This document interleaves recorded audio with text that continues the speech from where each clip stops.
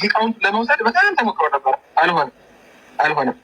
ስለዚህ ዘመናዊ ትውልድ ተጠበቀና ሃይማኖት አበው 1950 ላይ ተመስርቶ እየነበረው ምስካየ ኅዙናን መቀመጫ እየነበረው ዲያቆን ዘማርያም አለቃ ኪዳነ ወልድ ክፍሌ እና አለቃ ህዝባችን ፕሮቴስታንት፣ ቄሶቹ ፕሮቴስታንት ከሆኑ ያው ዛሬ ዓመቱ ነው ነገ የወሩ ነው እየተባለ የሚባለው ነገር ሁሉ በዓላት ሊቀሩ ነው እና ኢትዮጵያ አርሳ ልትበላ ነው። በበዓል እኛ አደንዝዘን ያስቀመጥነውን ህዝብ ፕሮቴስታንቱ እየገቡ በየገጠሩ እያነቁት ነው። ስለዚህ ምን ይሻላል ነው። ለቅሶ ላይ ናቸው ወገኖቻችን፣ ወንድሞቻችን። እግዚአብሔር መጽናናትን ይላክላችሁ ማለት እንወዳለን። ግን ይህንን ሰው እየተቦረቦረ ነው ብሎ የሚለውን ካነሳ አይቀር የእኛን መነኩሴ የመነኩሴቱን ምንድን ነው የመነኩሴቱን አንድ ነገር ላሰማ። እዚህ ጋር ይመሳሰላል። ሃይማኖታችንን መሬት ምንም የሌላት አደፍ ምንም የሌላት ጉድፍ ጨረሳት እየሸረሸረ መናፍቅ ጎርፍ ብለዋል። በጣም ከባድ ማለት ዋድላ ድረስ መጣው ተምረዋል። ጎንደር፣ ጎጃም፣ ጎንጂ ተምረዋል። ቀን መጽሐፍ ትርጓሜ ተምረዋል። ብሉይና ሐዲስ ማለት ነው።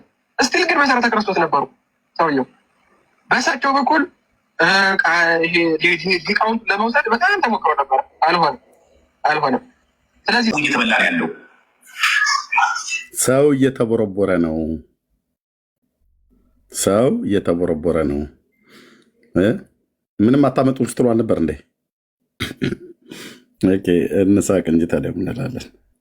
በድጋሚ እንኳን ደህና መጣችሁ። ሁላችሁንም ሰላም ብያለሁ በጌታ በኢየሱስ ክርስቶስ ስም። እግዚአብሔር ይባረክ። ክብር ለጌታ ይሁን። እግዚአብሔር ሲሰራ የሚያስቆመው የለም፣ የሚከለክለው የለም። በሆነ ወቅት ላይ ሰዎችን ልትገድል እና ልታጠፋ ትችላለህ።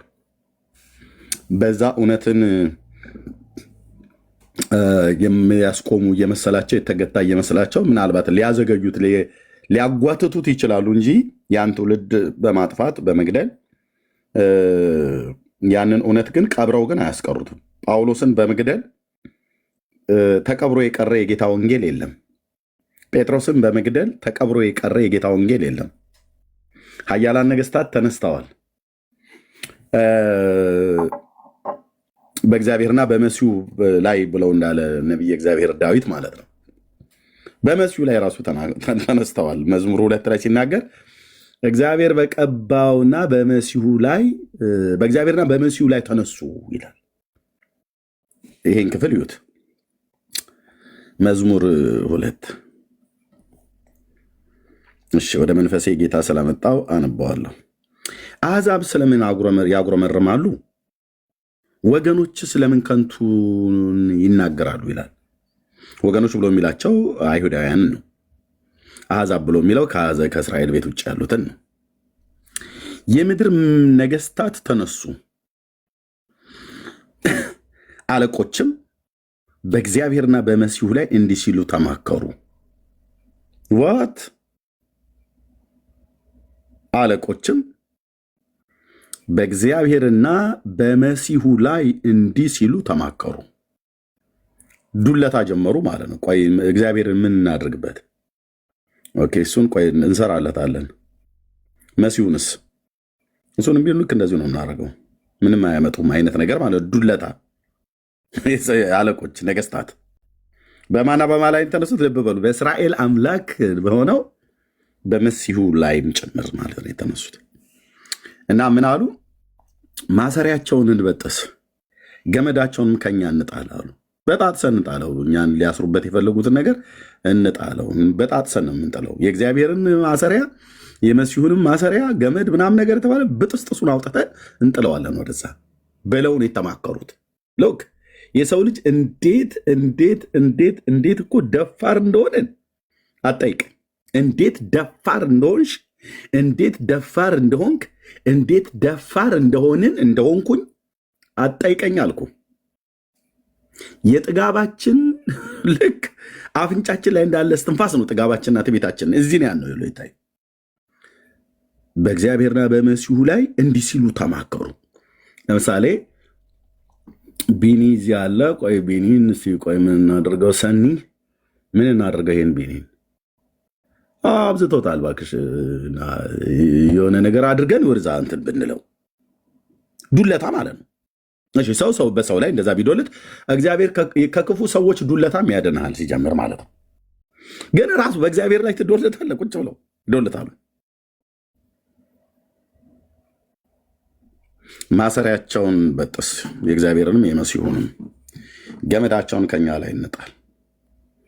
እንደዚህ እያሉ በሚዶልቱ ሰዓት ላይ ሰማይ ምን ይላል ማለት እግዚአብሔር በሰማይ የሚኖር ማን ነው? የአባቶቼ የአብርሃም አምላክ ነው። እና ምን ይላል? ዱለታቸውን ሰምቶ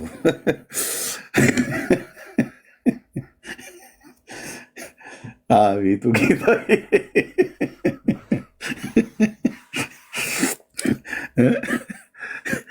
ይሄ ሁለት እግር ያለው ጢማም ወንድ ነው የሚዶልተው። ትዶልታለህ አይደል? ቁጭ ብለህ ሰው ደፋር ነው አልኩ። ድፍረት ለማየት ከፈለክ በእግዚአብሔር ላይ ድፍረትን የደፈሩ ሰዎች ለማየት ከፈለክ ቁጥር 1 እስራኤል የሚባል ህዝብ ነው። በተለይ ከግብፅ ምድር ወጥተው በምድረ በዳ ሲጓዙ እግዚአብሔርና ሙሴን በድንኳኖቻቸው አሙት ይላል። አቤቱ ጌታዬ አድነኝ። በቃ ማለት የተለየ የተረገመ ህዝብ ስለሆነ አይደለም፣ እንደውም የተባረከ ህዝብ ነው እስራኤል። በሙሉ እስራኤል የሚባል ህዝብ ማንን የሚያሳዩ ብለህ ካልከ በምድር ዙሪያ በዓለም ላይ የተበተነን እግዚአብሔር በመልኩና አምሳሉን የፈጠረውን ህዝብን ይመስላል። ለናሙና የወሰደው ለምሳሌነት የወሰደው ክፋት ብለህ ብትል የክፋት ጥግ እዛ አለ።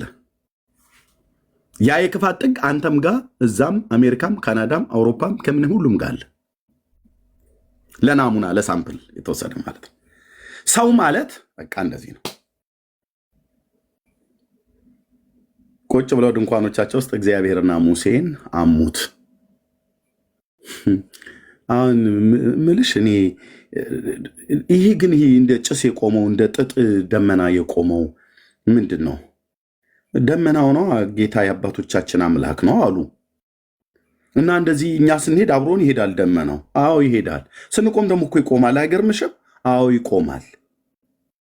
እና ምንድን ነው? የእግዚአብሔር ሸካይና ነው፣ ግሎሪ ክብሩ ማለት ነው። እዛው መካከላቸው ቆሙ። ሌሊት በድንኳኖቻቸው ተኝተው እየጠበቃቸው እየጋረዳቸው። ግን እግዚአብሔር እንትን ስጋ የሚሰጠን ይመስልሻል? ኧረ እኔ አይመስለኝም። እንደው ቢሰጥ ስለዚህ ሁሉ ህዝብ ኬት ያመጣል? እውነት እኮ ነው። ስንት በግ አይደለም ስንት ሰንጋ እንኳን ቢታረድ ከግማሽ ሚሊዮን ህዝብ በላይ ነው የወጣው ሴትና ከህፃናት ሳይቆጠር ማለት ነው። እና ምን ኬት ያመጣዋል ብለሽ ነው? ኧረ አይመስለኝም። እስቲ ግን እንደው ለጫወታ ያህል ብናወራ ምናምን ነገር ድንኳን ውስጥ ቁጭ ብለው አቤቱ ጌታዬ። ይሄስ ሙሴ የሚባለው ራሱ ነቢዩም እኔ እንደው ዝም ብለው አሁን ኢትዮጵያውያን ምንለው አወቅሽ ሲሏት መጽሐፏን አጠበች ተብሎ እንደሚባል እንደዛ ነው የሚያደርገው። ይሄ ሙሴ የሚባለው ነገር ምንም ነገር ስራው አይገባኝም። ከሱ ይልቅ ታላቂቱን ብንሰማ ይሻላል። ማርያምን አሮንንም ብንሰማው ይሻላል። ያው እሱ ልጅ አይደል? የልጅ ነገር እንግዲህ ህፃን ነውና እንደ ህፃን ያደርገዋል ይመስለኛል። ምን ሐሜት ማንን? ታላቁን ነቢይ ታላቁና የተፈራውን ንጉሥ የእስራኤልን አምላክ እግዚአብሔርንና ታላቁን ነቢይ አሙ። እዚህ ደግሞ በመሲሁና በእግዚአብሔር ላይ እንዲህ ሲሉ ተማከሩ። እነማ? አለቆችና የምድር ነገስታት ምን ብለው ተማከሩ? ማሰሪያቸው ለምን አንበጣጥሰው ገመዳቸውን ብጥስጥስ እናድርገውና መሲሁም እኛን የሚያስርበትን እግዚአብሔርም እኛን የሚያስርበትን በተስተሰል አድርገው ወደዛ ማለሱ ሲገዛ ይኖራል አይነት ነገር እኮ ነው።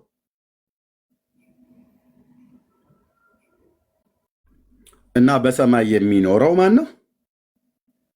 የአብርሃም አምላክ ነው። የሆነ ዋሻ ውስጥ ተደብቀህ ዶልት፣ እቤት ውስጥ ተደብቀህ ዶልት፣ መኪና ውስጥ ዶልት፣ የትኛውን ቦታ ላይ ዶልት።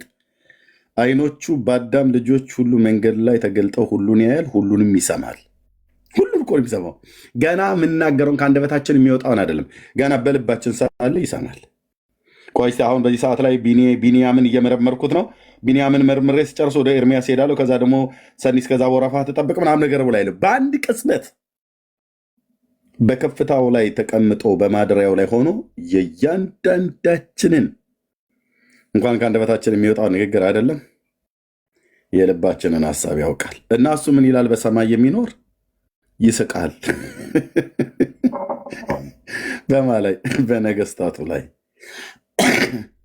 ጌታም ይሳለቅባቸዋል። ስቆ ተሳልቆ ብቻ ዝም አይልም። እዛ ከተሳቀ በኋላ በዚያን ጊዜ በቁጣው ይናገራቸዋል። ሲናገር በቁጣ ነው። አቤቱ ጌታዬ እኔን ባሪያህን አድነኝ፣ እኔን ባሪያህን ብቻ አድነኝ።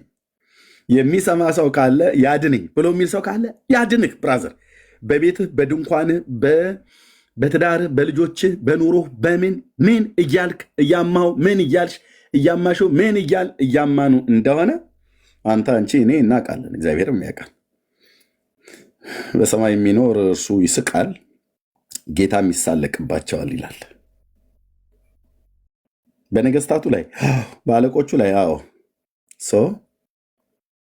ፌንጣ ብትቆጣ እግሯን ጥላ መጣች ይላል የሀገሬ ገበሬ። ምን ሊያመጡ በያዕቆብ አምላክ ላይ ተነስተው ምን ልትፈይድ እኮ አልኩ። ሙትቻ ሰው ማለት ሙትቻ ማለት ነው በእግዚአብሔር ፊት። እውነቴን እኮ ብዬ የምልህ ኤርሚያስ የሚባል ሙትቻ፣ ሰኒ የምትባል ሙትቻ፣ ቢንያም የሚባል ሙትቻ፣ ነጭ ጥቁር በለው ሙትቻ፣ የተማረ ያልተማረ በል ሙትቻ። ቢያየን እኮ አልኩ በቁጣው ቢያይህ አልኖርም።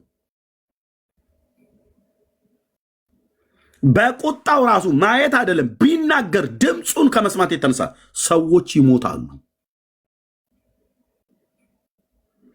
አየህ እንዴ? ይህን ለማስረዳት አቅምን አውቆ መኖር ደግ ነው ብሎ የሚል ዘፈን እንክተትልህ እንዴ? ለአንተ ዘፈን ይከተትልሽ እንዴ? አንቀጥም። በዚያን ጊዜ በቁጣው ይናገራቸዋል፣ በመዓቱ ያውካቸዋል። መታወክ ይጀምራሉ። መናገር ሲጀምር መታወክ ይጀምራል አልኩ። ይሄ አለቃ፣ ነገስታት፣ ሹማምንት፣ ኮማንዶ፣ ቴኳንዶ ብለህ የምትለው ሁሉ ማለት ነው። ዳር ይይዛል፣ ልክ ያስገባዋል ማለት ነው ጌታ።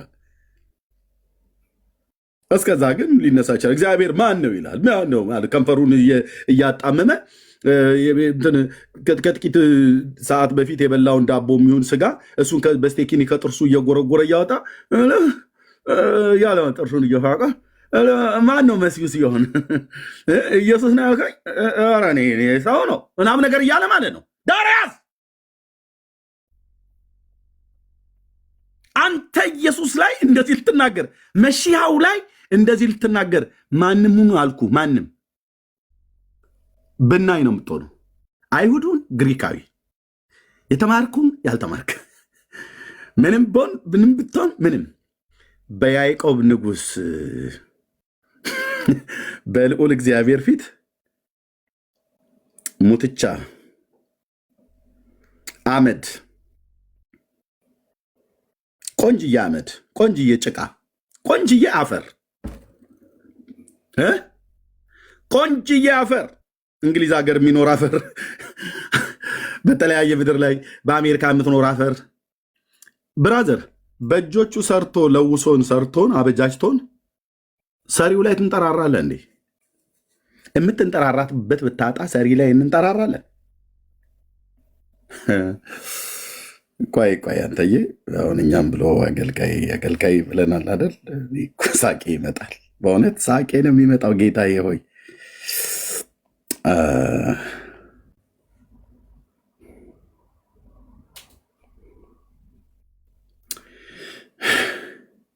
እኛ ሁላችን እንደ ርኩስ ሰው ሆነናል፣ ጽድቃችንም እንደ መርገም ጨርቅ ነው። ሁላችን እንደ ቅጠል ረግፈናል። አዎ በማ ፊት? በያዕቆብ አምላክ ፊት ማለት ነው። ኢሳያስ ጥሩ ነገር ከንሳይ ጌታ ብርክ ያርግህ። ቅጠል አዳም የተባለ እንደ ቅጠል የሚረግፍ በሞት በጉንፋን ሁሉ የሚረግፍ ማለት ነው። ረግፈናል። በደላችን እንደ ንፋስ ወስዶናል። ስምህን የሚጠራ አንተንም ሊይዝ የሚያስብ ፊትህንም ከኛ ማን የለም። ፊትህን ከኛ ሰውረሃል፣ በኃጢአታችን አጥፍተናል አለ። ከዛ በኋላ የሚለውን ይኸውልህ። አሁን ግን አቤቱ አንተ አባታችን ነህ፣ እኛ ጭቃ ነን። እሰይ እሰይ ኢሳያስ እሰይ አባቶቼ ነቢያት እንደዚህ ንገርልኝ። ወፍራም ጭቃ አሜሪካ ሀገር የምትኖር ወፍራም ጭቃ ካናዳ ሀገር የሚኖር ቀጭን ጭቃ ሳውዲ አረቢያ የምትኖር አረብ ሀገር የምትኖር ትንሽ ሚዲየም ናት። እችኛዋ ትንሽ እንትን ያለች ነች አፍሪካ የምትኖር ወፍራም ድቡልቡል ያለ ጭቃ አሜሪካ ሀገር በርገር እየበላ የሚኖር ዳር ያዝ አልኩ። ዳር ያዝ ጭቃ እኛ ጭቃ ነን ብሎ ኢሳያስ፣ አንተ ግን እኔ ጭቃ አይደለሁም ብለህ ልትል አትችልም። አናደድኩህ። ክብር ለመንፈስ ቅዱስ ይሆን። አቤቱ አሁን ግን አቤቱ አንተ አባታችን ነህ። ይሄ ነው የሚያዋጣ ብራሰርዬ። አንተ አባታችን ነህ፣ እኛ ጭቃ ነን። አፈር ነን ማለት እኮ ነው።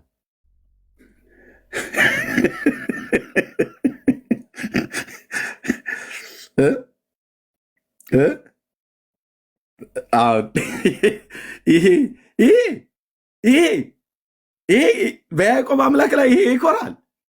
አንተ እነዚህ ክርክር እኮ አውጥቶ ልህ እኮ ይሰራልን ማለት ነው። ክርክር ካወጣለን በኋላ ማለት ነው። እነዚህ ክርክር አድርጎ እነዚህ እጆች ሰሩኝ፣ አበጁኝ፣ ለወሱኝ፣ አበጁኝ እንዳለ ኢዮብ ማለት ነው። ኦኬ ኢሳያስ ምን አልክ? ጭቃ ነን። ኤርምያስ ምን ትላለህ? እኔም ከአንተ ያልተሻልኩ ነኝ። ኢሳያስ አንተ ሰሪያችን ነህ። በቃኝ ጌታዬ፣ በእውነት አሁን ላይቡን በዘጋው ደስ ይለኛል። በቃ በመንፈሴ በጣም እንደዛ ነው። ደስ በቃ ውስጤ ይዘልብኛል አልኩ። አንተ ሰሪያችን ነህ፣ ፈጣሪያችን ነህ፣ አስገኛችን ነህ፣ ያበጀህን ነህ እያለን አንተ ሰሪያችን ነህ፣ እኛም ሁላችን የእጆች ስራ ነን።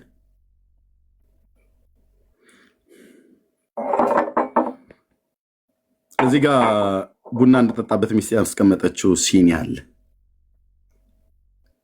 ድሮ ሀገር ይጽፉ ነበር። አሁን ሀገር አይጽፉም። የሚሰሩበትን ሀገር አረ ነው ሜዲም ፈረንሳይ ነገር የሚል አለ ይመስለኛል። አንዳንድ ጊዜ የፈረንሳይ ብርጭቆ ጥሩ ነው እየተባለ ሲባል ሰምታችሁ ከሆነ አንዱ የተለያዩ ብርጭቆ ፋብሪካዎች ስላሉ አለ ነው።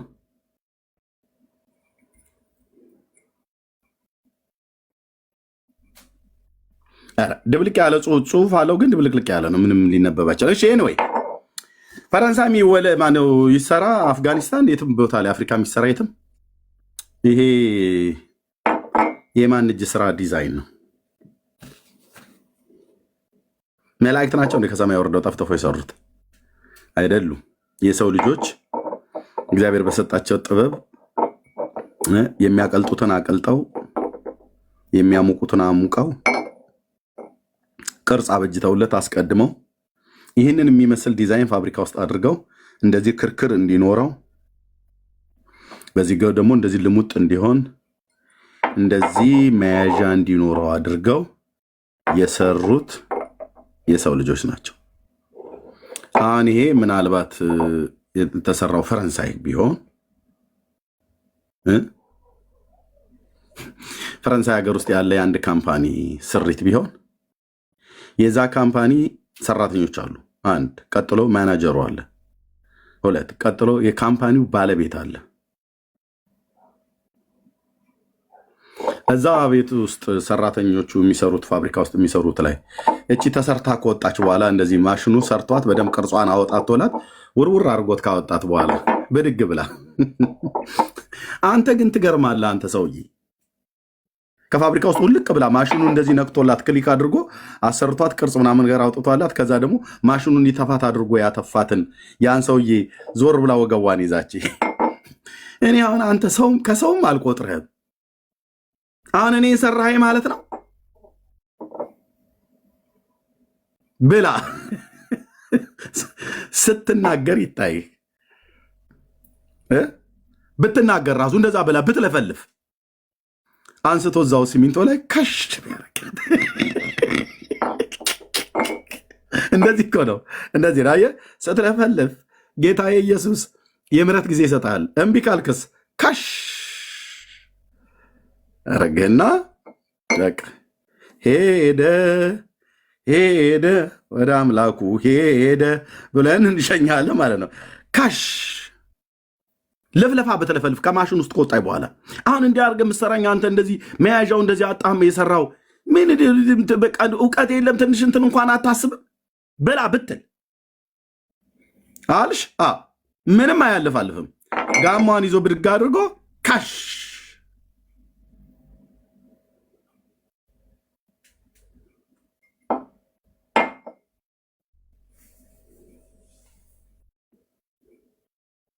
ቴንኪው ጌታ ኢየሱስ። ኦኬ፣ በዚህ ጉዳይ ላይ ምን ይላል? እስቲ ኢሳያስ ከሰሪው ጋር ለሚታገል ኤርምያስ፣ ቢንያም፣ ሰኒ፣ የአዳም ዘር፣ ኢሳያስ፣ ሙሴ፣ አብርሃም፣ ዳዊት ማንንም ጥራ። ሸክላ ነህ፣ አፈር ነን፣ ጭቃ ነን። ከጭቃ ነው የተሰራው፣ ከአፈር ነው የተሰራው። አይነቱ የተለያየ ሊሆን ይችላል እንጂ የአፈር ግኝት ነው። እንደዚህ በጣም መልኬን አታየው ብለህ ምንም መልክ የፈለገ ብታምር ግሩምና ድንቅ አድርጎ ስለፈጠረ ነው። ግሩምና ድንቅ አድርገው ስለሰሯት ነው። ከሌሎች ጭቃ ምንም የምትለይበት ምክንያት የለም። እችም ተሰባሪ ነች፣ ሌሎችም ተሰባሪ ነው። ሸክላም ተሰባሪ ነው፣ ብርጭቆም ተሰባሪ ነው፣ ሰውም ተሰባሪ ነው። ግልጽ ነው መልእክቱ። ከሰሪው ጋር ለሚታገል ወየውለት። በምድር ሸክላዎች መካከል ያለ ሸክላ ነው። ዋት በቃ በምድር መካከል ካሉ ሸክላዎች መካከል ነው ኤርሚያስ የሚባል ሸክላ፣ ቢንያም የሚባል ሸክላ፣ ሰኒ የምትባል ሸክላ፣ ነገስታት የሚባሉ ሸክላ፣ አለቆች የሚባሉ ሸክላ፣ ፓስተር፣ ሼካ፣ ዋቴቨር፣ ራባይ፣ ቄስ፣ ጳጳስ፣ ማንም ሁን ሸክላ። ሸክላ ማለት ተሰባሪ አፈር ማለት ነው። በምድር መካከል ያለ ሸክላ ነው። ጭቃ ሰሪውን ምን ትሰራለህ? ወይስ ስራህ እጅ የለውም ይላልን? ጭቃ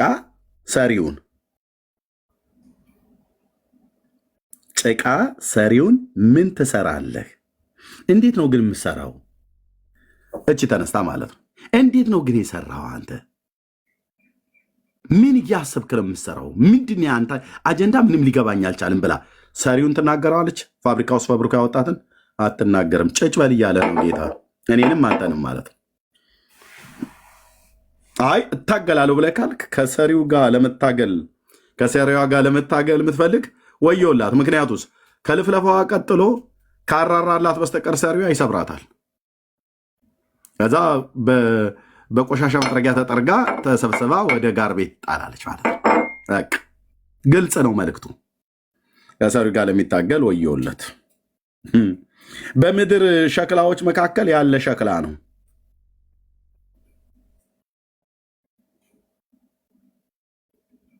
በምድር መካከል ያሉ ሸክላዎች ምንድን ነው? ሰው ማለት ነው ሸክላ። እና ያ ተነስቼ እታገላለሁ ብሎ የሚል ከሰሪው ጋር እታገላለሁ ብሎ ካለ ወዮለት ይለዋል።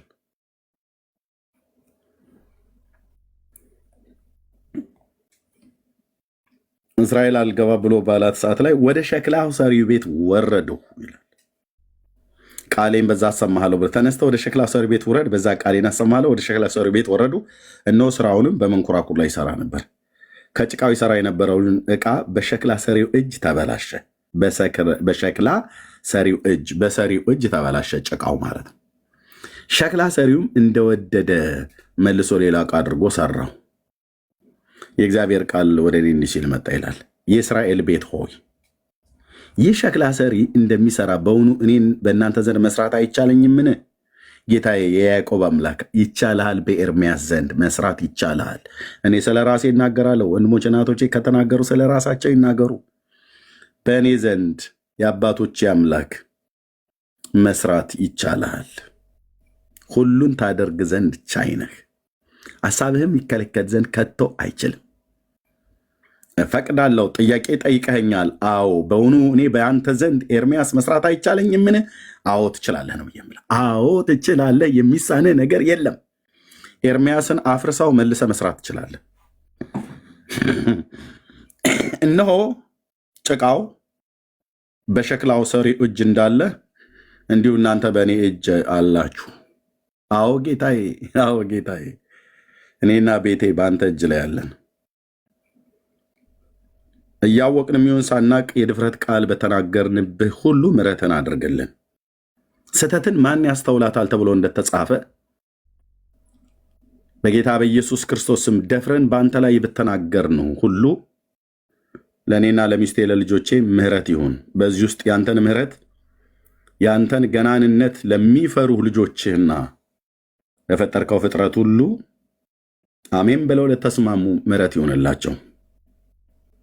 እንደ ፍቃድ ምክር የወደድከውን ማድረግ ትችላለህ። የወደድከውን ማድረግ ትችላለህ።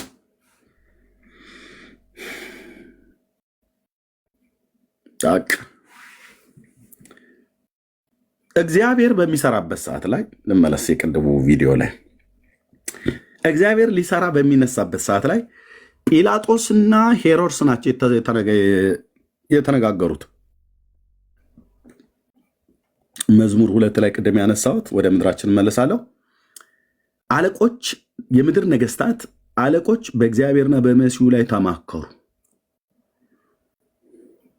የጲላጦስና የሄሮድስን ንግግር ታስታውስታላችሁ? በማን ላይ ነበር የተመካከሩት? ማን ላይ ነበር የዶለቱት?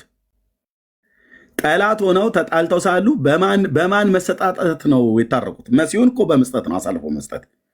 ይህ ሰው ከገሊላ ጀምሮ ህዝቡን እያወቀ ብሎ ሲል ገሊላዊ ነው አለ። አዎ ግዛተ መንግስቱ ወደ ሄሮድስ ነውና ወደ ሄሮድስ ውሰዱት አለ። ሄሮድስ በዛን ሰዓት ላይ ወደ ኢየሩሳሌም መጥቶ ነበር ይላል። በሄሮድስና በጲላጦስ መካከል ጸብ ነበረ። ኢየሱስን አሳልፎ በመስጠት ወዳጅነት ፈጠሩ ማለት ነው። አየህ፣ ይዶልታል ግን እና እኔም መርምሬዋለሁ፣ አንተም ወስደህ አስጠርተህ መርምረው አለው። እሺ አላ ሄሮድስ። እሺ ማን ትላለህ አንተ ስለ ራስህ? እኮ ማን የላከህ? ብዙ ታምራትም እንደምታደርግ ይወራልሃል። እስኪ ከነሱ መካከል እኔም አንዱን አድርግልኝ። አንተ ውስጥ የተቃጠለ በኢየሱስ ክርስቶስ ስም። ይህንን የሚጠይቀው ማን ነው? ሰው ሸክላ አፈር ጭቃ ዙፋን ላይ ቁጭ ብሎ ሰሪውን ይጠይቀው ጀመራ። ይህ ይመረምረው ጀመር።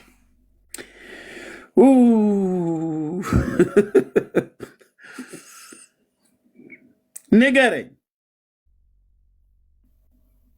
ማነኛ አልክ? ስለ ራስህ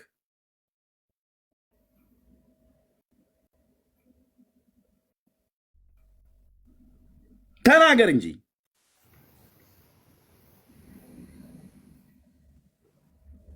ህዝቡን ሁሉ እያሳትክ ከገሊላ ጀምሮ እንደመጣ እየተወራልህ ነው። የጌታ መልስ ደግሞ ይታያል። ዝም።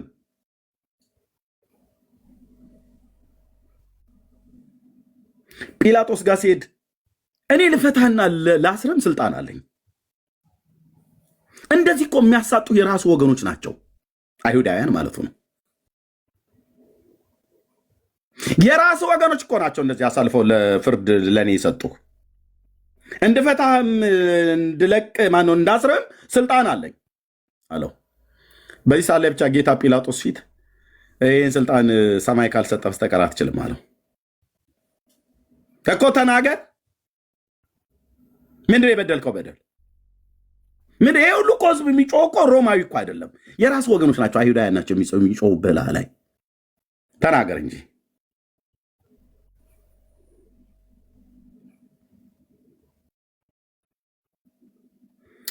ከዛ መረመረው። ለሞት የሚያበቃው ምንም ነገር አላገኝበትም፣ እናንተ እንደጋችሁ ግረፉት ብሎ ገረፈው፣ በፍርድ አስገረፈው። ከዛ ደግሞ ግዛተ መንግስቱ ከሄሮድስ ነው ብለው ሲሉት ውሰዱት ወደ ሄሮድስ አለ። ሄሮድስ ደግሞ መልሱት ወደ ጲላጦስ አለ። ምን ብለው ተማከሩ? የአባቶቼ አምላክ ምን ብለው ተማከሩ? በእግዚአብሔርና በመሲሁ ላይ። መሲሁ እግዚአብሔርም ነው፣ መሲሁ ሰውም ነው እያለ ነው።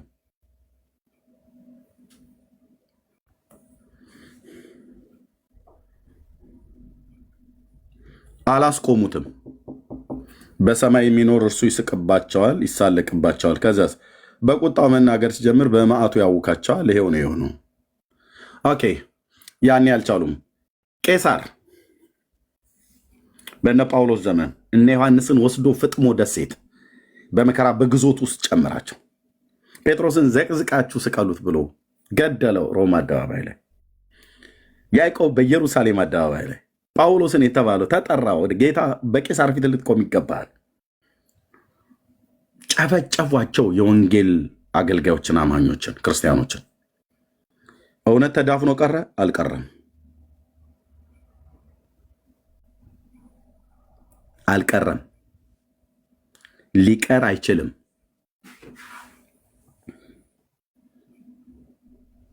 ኦኬ፣ በምድራችን በኢትዮጵያ ላይ የተሃድሶ ዘመን በ14ኛው መቶ ክፍለ ዘመን እንደተነሳ ብዙ የቀደሙ አባቶችና ወንድሞች እህቶች ይናገራሉ። የታሪክ ድርሳናት በተለይ በአፄ ዘርዓ ያዕቆብ ዘመን መንግስት ደብረ ብርሃን ከተማ ላይ ጨፍጭፎ ገደላቸው አባ እስጢፋኖስና ተከታዮቹ። ንስግድ ለማርያም ወለመስቀሉ ለእሉ ክሌቱ ፍጡራን ስብሐተ ፈጣሪ ደሎሙ ያሉት በዚያን ጊዜ ነው። ንጉሱ ለማርያምና ለመስቀሉ የፈጣሪ ምስጋና ይገባቸዋል እንስገድ ብሎ ማለት ነው። ያን አዋጅ አወጣ ያኔ ነው። በቃ ዝም ተባለ፣ እንትን አለ። ከዛ ብዙም ሳይቆይ እንደገና ደግሞ ጀርመን ላይ በሌላ መነኩሴ በኩል እግዚአብሔር ከሮም ካቶሊካዊ ቤተክርስቲያን ሉተርን አስነሳ።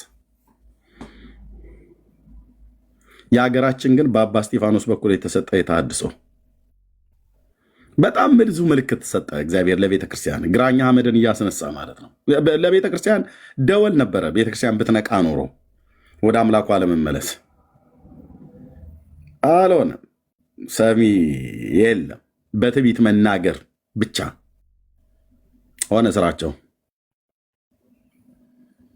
ከዛ ተሐድሷውያኑ ከዕለት ወደ ዕለት እየቀጠሉ የወንጌል ሪቫይቫል እሳት ተነሳ። ምዕራባውያኑ የወንጌሉን እውነት ይዘውት መጡ። ምድራችን ላይ ሰበኩ። ወንጌላውያን አማኞች በምድራችን ላይ የመዳንን ወንጌል ይዘው ተነሱ። የስድብ መዓት፣ የስም ማጥፋት ዘመቻ ተካሄደ።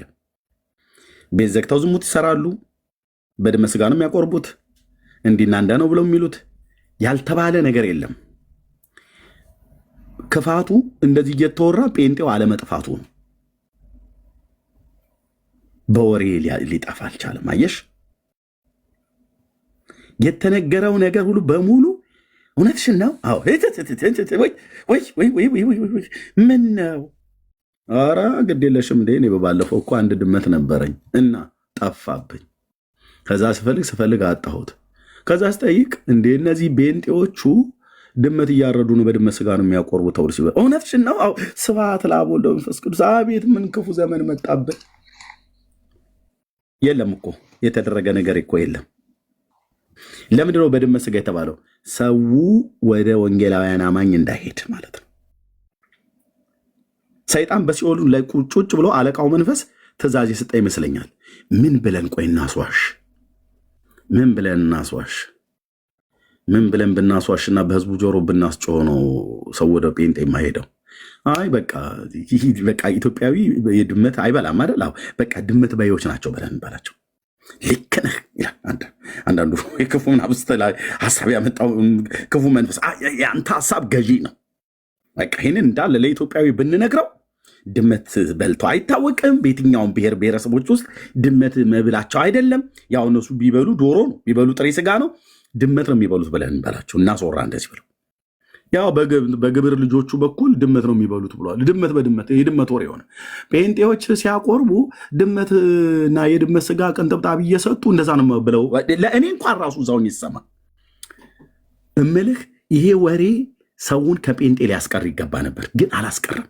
ቆይ ምን እንበል ሌላ ደግሞ እንጨምር። ዝሙት ያደርጋሉ። ልጆቻችሁን ያዙን በላቸው። መብራቱ ይጠፋና እዛ አዳራሹ ሲገናኙ ኢየሱስ ከኔና ከአንቺ ይወለዳል ብለው ይላሉ ብለው በስርዓት። አሁንም ይሄኛው ደግሞ አንዴ ተለቀቀ።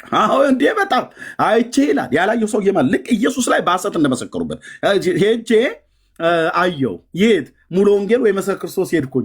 ከሄድኩ በኋላ እንደዚህ ከጥግ ላይ ሆኜ ነበር ያየኋቸው እና አየኋቸው። ዘለሉ የሚነሳባቸው ነገር ከተነሳባቸው በኋላ ከዛ ፓስተሩ ሄዶ ግድግዳ ላይ ያለውን መብራት አያጠፋው መሰለህ ብሎ ማለት ነው። እሺ ከዛስ ምን ሆነ ብሎ ሲል ከዛማ ሁሉም ተኙ ወንበሩ ስር። አንተ አይተሃል?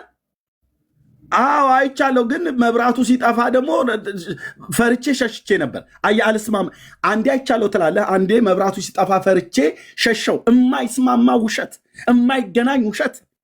ወንድሞቼ እናቶቼ፣ ቀሚስ ለብሶ ጂንስ ለብሶ ውሸት የሚራመድበት ህዝብ አይተሃል? አረ እግዚኦ በሉ። 8ኛው ሺህ ገባ። ምን ነው ጴንጤዎቹ ይገርማችኋል ብለው ሌላ ውሸት ነው።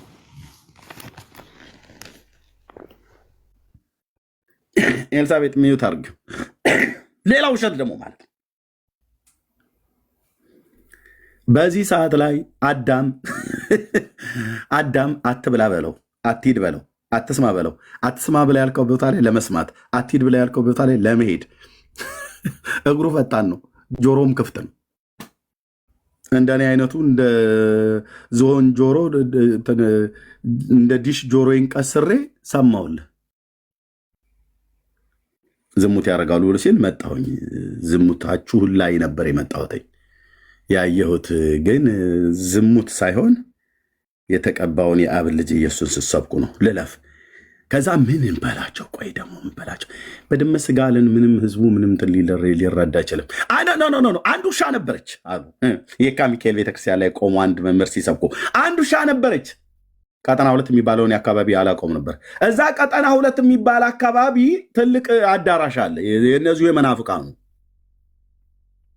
እና እቺ ውሻ በሰንበት ቀን ከዛ ቤተክርስቲያን አትቀርም። ዳቦ ላይ ያስነክተ የሆነ ነገር ሰጥተዋት ነው አሉላ እና ዕለተ ሰንበት በቀረበ ቁጥር ያቺ ውሻ ታቀጥነዋለች ወደ ቀጠና 2 አሉ። እንዴ እናንተ ቤተክርስቲያን ስንት ውሾች ነው የሚገቡት? ማን ድፋባቸው?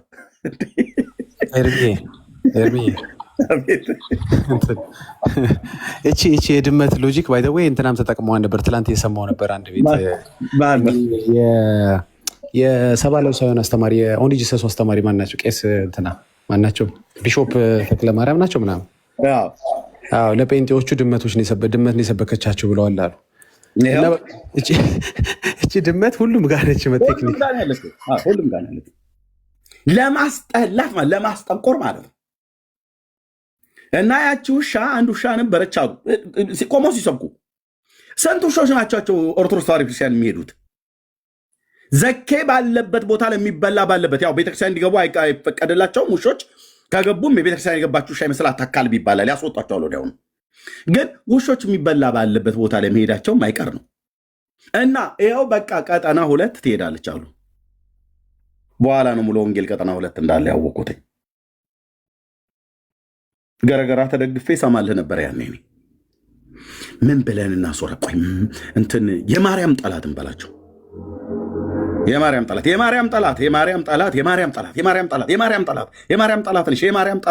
የማርያም ጠላት ናችሁ አሉን። በዚህም ሊቆም አልቻለም። ከዛ መናፍቃን እንበላቸዋል።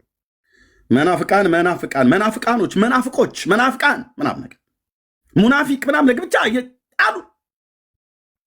እኔ እንዴት ነው ወንጌሉ ተዳፍኖ ሊቀርም አይችለው? ይህ ነው ጥያቄ። እና አሁንም ደግሞ አሁን ደግሞ እንትን ሀራጥቃ እንበላቸው። ሀራጥቃ በጥራቃ ምናምን ነገር እያሉ አሉን።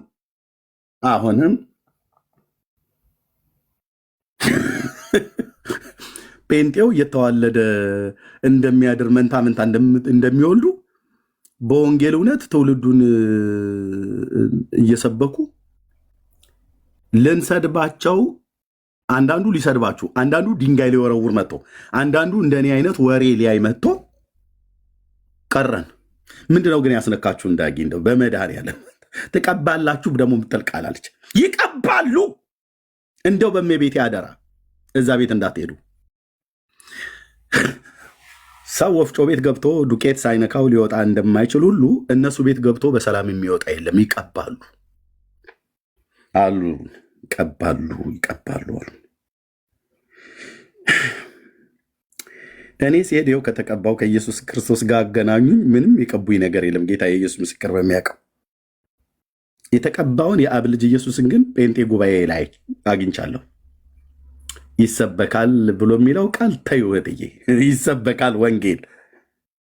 እኔ የታየውና እንደዚህ አይነት ወንጌል የት መቼ ሰማውና? በሰፈሬ አይደለም በነበርኩበት ሃይማኖት ዞር ብሎ አያውቅም። በስመ አብ ወወልድ ወመንፈስ ቅዱስ አህዱ አምላክ በዛቲ ዕለት፣ በዚች ዕለት ማለት ነው። በዚች ዕለት እናታችንማ ሆይ እንትና ከአባታቸው ከአቶ እንትናና ከእናታቸው ከወይዘሮ እንትና በወረሃ ሰኔ በባተ በ12 ቀን ተወለዱ። በልጅነታቸው ሲጫወቱ ሰፈር ላይ ጭቃ እያቦኩ በሚሰሩ ሰዓት በእጆቻቸው ድንቅ ድንቅ ተአምር ይደረግ ነበረ። አገሩን አይነግሩም። ልብ በል።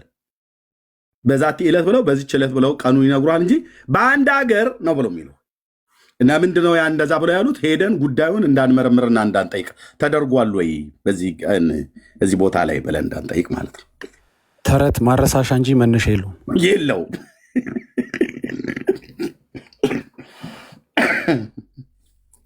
እኔ እዚህ ነው ስብከት የሰማሁት። ጴንጤ ጋር ስመጣ ጌታ ኢየሱስ ምስክሬ። እንዴ ስብከት ተው እንጂ ጴንጤው ጋር የሰማሁት ይህ ሁሉ ተወራ። የጴንጤው ቁጥር ከዕለት ወደ ዕለት እየጨመረ ይድል ጀመር። እንዴት ነው ትቀባላችሁ? በድመት ስጋ፣ በከርከሮ ስጋ፣ በንትን ጆሮ፣ በንትን አይን፣ ምን ያልተባለው ነገር አለ። ጴንጤው ከዕለት ወደ ዕለት ቁጥሩ እየጨመረ ጥርሳቸውን ብልጭ እያደረጉ የእውነት ፈገግታ እየሳቁ ኢየሱስ ጌታ ነው፣ ጌታ ይባርክህ። እናንተም ደግሞ እንደዚህ የምትሉት ጌታ ይባርክህ፣ ጌታ ኢየሱስ ይወዳል። ያኔ እኔን እዛ በነበርኩበት ጊዜ ማለት ነው።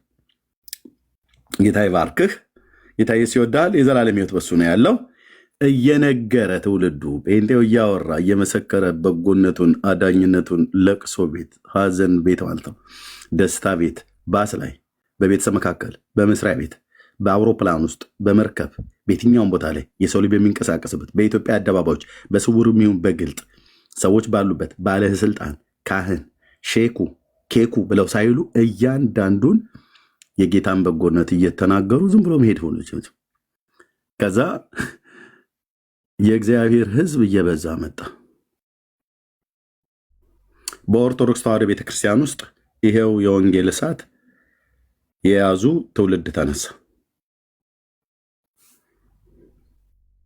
ከዛ ኦርቶ ጴንጤ፣ ሐራ ጥቃ፣ የእናት ጡት ነካሽ፣ የአባት ተርከዥ ነካሽ ምናምን ነገር ብቻ ብዙ አሳበቡ። አሁን የተደረሰበትን ስማልኝማ።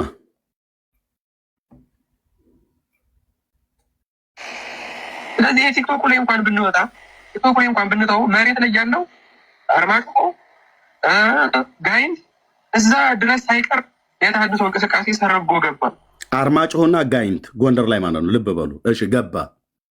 ፕሮቴስታንት ገበሬ ታገኛለህ እነዚህ ቀበሌዎች ብትሄድ። ዋት ፕሮቴስታንት ገበሬ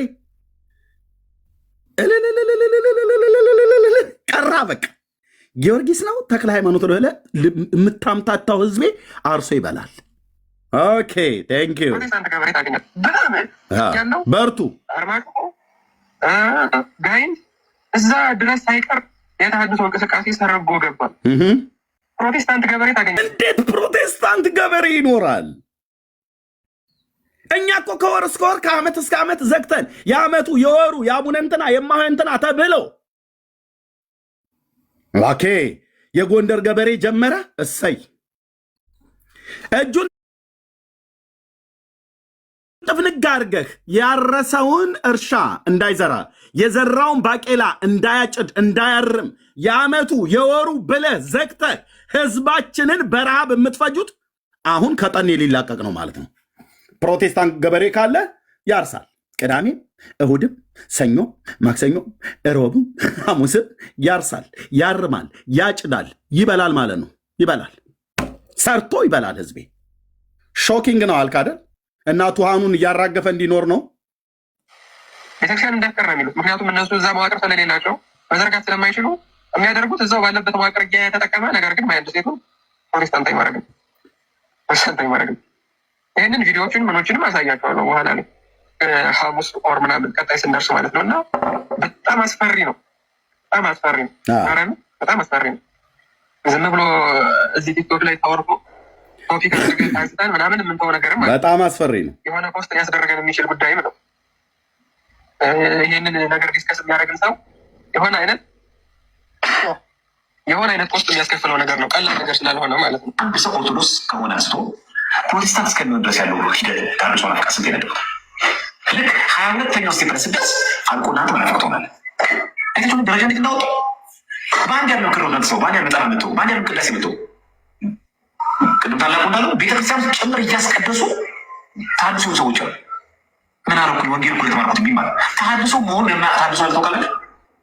ታድሶ እኮ ነው ግን አያውቅም እንደሆነ ግሪቻ ቫይረስ በደሞ አለ። ግሪቻ ቫይረስ እንዳለበት የማያውቅ ሰው ስለ ታድሶ ካሁን በኋላ ማንም ሰው መስት የለበትም። ማናችን እኔ በግሌ ታድሶ ናፍቃለሁ ማለት ይቻላል። ቱን የሰሩት በጣም ዋና ሊቅ ታድሶ ናቸው ተብለው በኢትዮጵያ ኦርቶዶክስ ክርስቲያን ይጠረጠሩ ነበር እና አለቃ መሰረት ስብዓት ላብ ሁሉ ጭምር ማለት ነው። የቤተ ክርስቲያኒቱ አንቱ የተባሉ ሊቆች ናቸው። በዚሁ በተሐድሶ እንቅስቃሴ ውስጥ ነበሩ።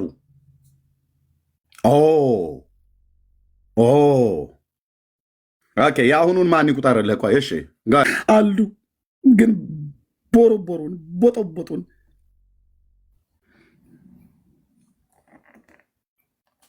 ይበሉት እስቲ ማወችን እንደ ጎርፍ እየወሰድነው ስለሆነ ይህንን እኮ አልነገርከንም።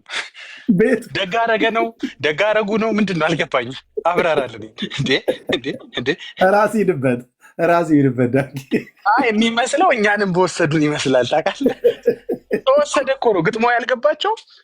ጴንጤ ወሰደው እንደ ጎርፍ ህዝቡን እኮ ነው። ቸብቸብ ያደርጋል ህዝቡ። እንዴት ነው ነገሩ?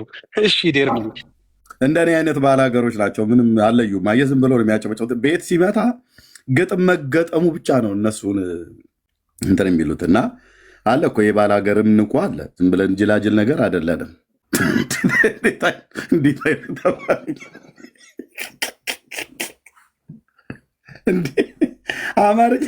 አማርኛ እናጥራ እንዴ?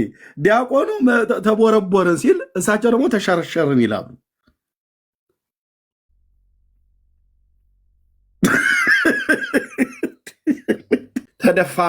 ተዳፋት መሬት ያለበት አካባቢ ላይ ተዳፋት ማለት እንደዚህ ያለበት አካባቢ ላይ ባለበት ቦታ ላይ ከውሃው ጉልበት የተነሳ አፈሩን እየቦረቦረ ይሄዳል። ለጥ ያለ ከሆነ ውሃው ላው ላይ ነው የሚተኛው እንጂ ቦርቡሮት የትም ቦታ ላይ አይወስደውም። ምክንያቱም ውሃው እቋሪ ሆኖ ወይዛው ተመጦ ያልቃል፣ ወይኛ ደግሞ ቦይ አውጥተንለት ውሃ ወደ ሌላ ቦታ ላይ እንዲሄድ ውሃ ወደሚሄድበት ቦታ ላይ እንዲሄድ አድርገን እነዚህ መስመር እናወጣለታለን። ካልሆነ ግን መጦ ነው የሚጨርሰው። ተዳፋት መሬት ግን ከሆነ ዳገታማ ከሆነ ማለት እንደዚህ ተዳፋት ነገር ከሆነ ግን ጎርፉ ሲመጣ ቦርቡሮ ወይም ሸርሽሮ አፈሩን ይወስደዋል እና በቃ ግጥጥ ብሎ ዋናው አፈር ይወሰዳል። ከስር ያለው ድንጋይ ምናምን ነገር ካለ ይቀራል ማለት ነው። ኦኬ ሃይማኖታችንን መሬት ምንም የሌላት አደፍ ምንም የሌላት ጉድፍ ጨረሳት። መናፍቅ እየሸረሸረ መናፍቅ ጎርፍ አሉ። አሁን ልክ እንደ ዝናቡ ጎርፍ ማን ነው ጎርፍ የተባለው? መናፍቅ የተባልነው እኛ ነን፣ ጴንጤዎቹ ማለት ነው። ሃይማኖታቸው መሬት ኦርቶዶክስ ምንም አደፍና ምንም ጉድፍ የለባትም ነው ያሉት። እማሆይ ጉድፉና አደፉን ግን ቀረብ ብለው ቢሉ ያዩታል።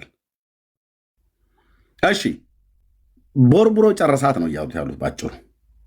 የእሳቸውን ንግግር እሳቸው ጉባኤ ቃናም ይሁን ብቻ ያሉትም ብለዋል። ማነው ስለዚህ ዘመናዊ ትውልድ ተጠበቀና ሃይማኖት አበው 1950 ላይ ተመስርቶ የነበረው ምስካየ ኅዙናን መቀመጫ የነበረው ዲያቆን ዘማርያም አለቃ ኪዳነ ወልድ ክፍሌ እና አለቃ ኪዳነ ወልድ ክፍሌ የሚዘውሩት የተሐድሶ ክንፍ ነበር። አልሆነም፣ አልተሳካም። ቆዩና ከ90 በኋላ ግን ከ1990 በኋላ ግን ኢንታየርሊ አዲስ የሆነ ስትራቴጂ ነው ይዘው የመጡት። ሰው እየተቦረቦሩ ነው። ኦኬ፣ እንደዚህ ማመናችሁ ጥሩ ነው። ምንም አታመጡም እያላችሁ ስትንቁ ነበር። የናቃችሁት ግን የክርስቶስን ወንጌል ነው። ወንጌል ምን ያህል ጉልበታ መሆኑን የምታውቀው ብራዘር፣ እኔ የሌሎቻችሁን አላቅም። የራሴን ግን ልንገራችሁ።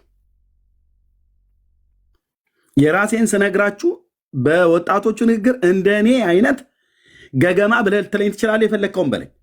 ደረቅ ነኝ አልኩ ላመንኩበት ነገር።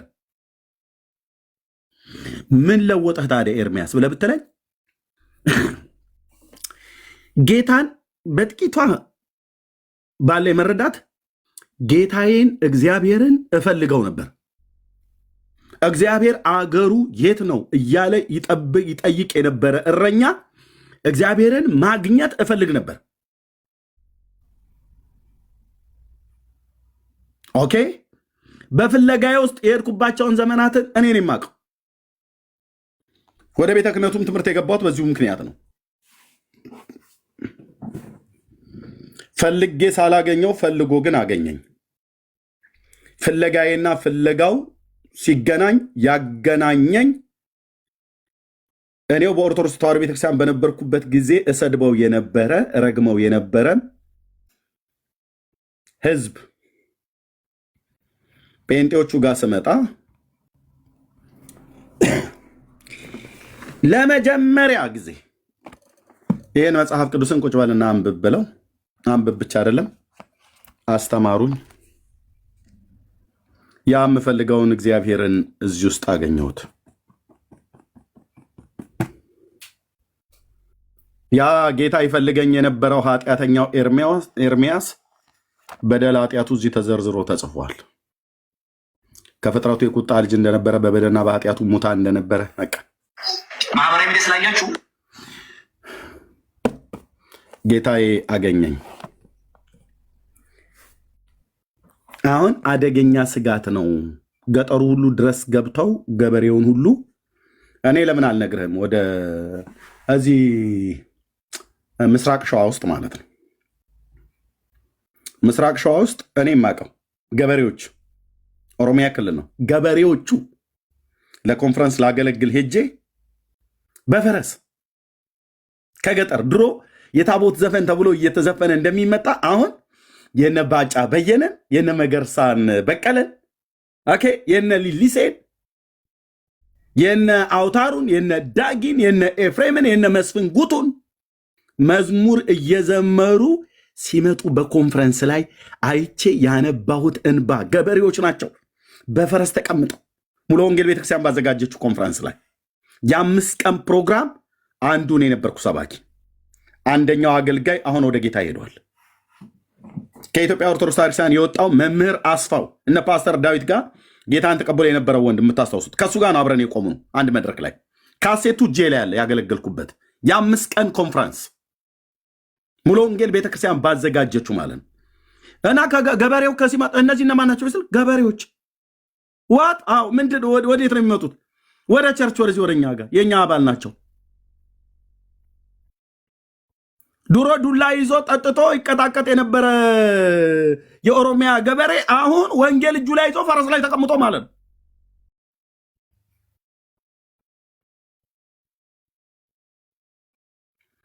መዝሙር እየዘመሩ ሲመጡ አየሁ። እሱ ብቻ አይደለም፣ ተመልሶ ሲሄድ የዓመቷ አርሴማ ነች ከተማ ነው ብሎ አይልም፣ ያርሳል። የኦሮሚያ ገበሬ ያርሳል፣ የአማራውም ገበሬ ያርሳል።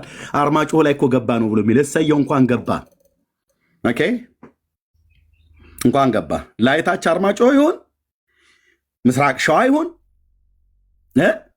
ሜጫና ቱለማ ይሁን ገባ ማለት ወንጌል ቤቱ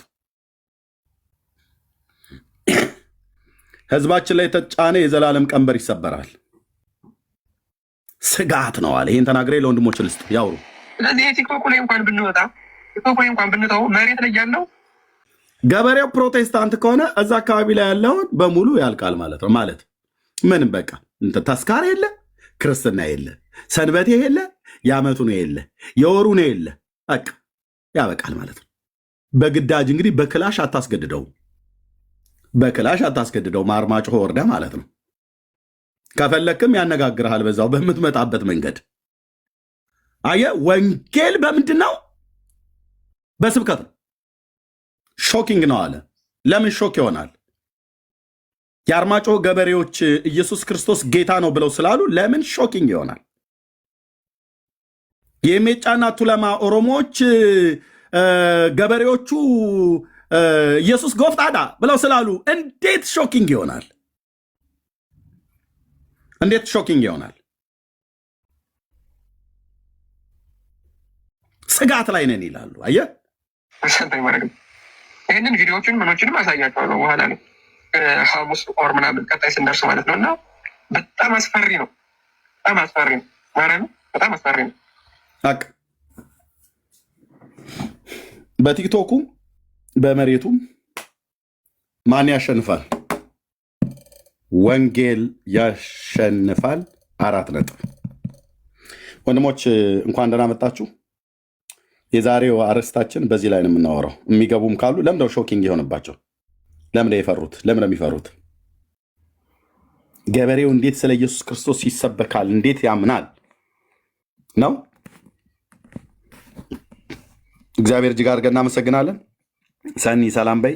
ከዛ ቢኒ፣ ከዛ ዜዶ፣ ዳግዬ፣ ቢኒያውና ቤካ ሰላም በሉና እንቀጥላለን። ተባረኩ።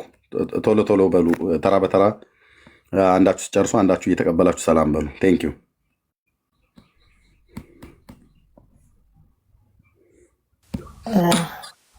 ጸጋና ሰላም ይብዛላችሁ። ወንጌላዊ ሻሎም ብያለሁ። ታች ያላችሁ ክብር ሁሉ ለኢየሱስ ይሁን።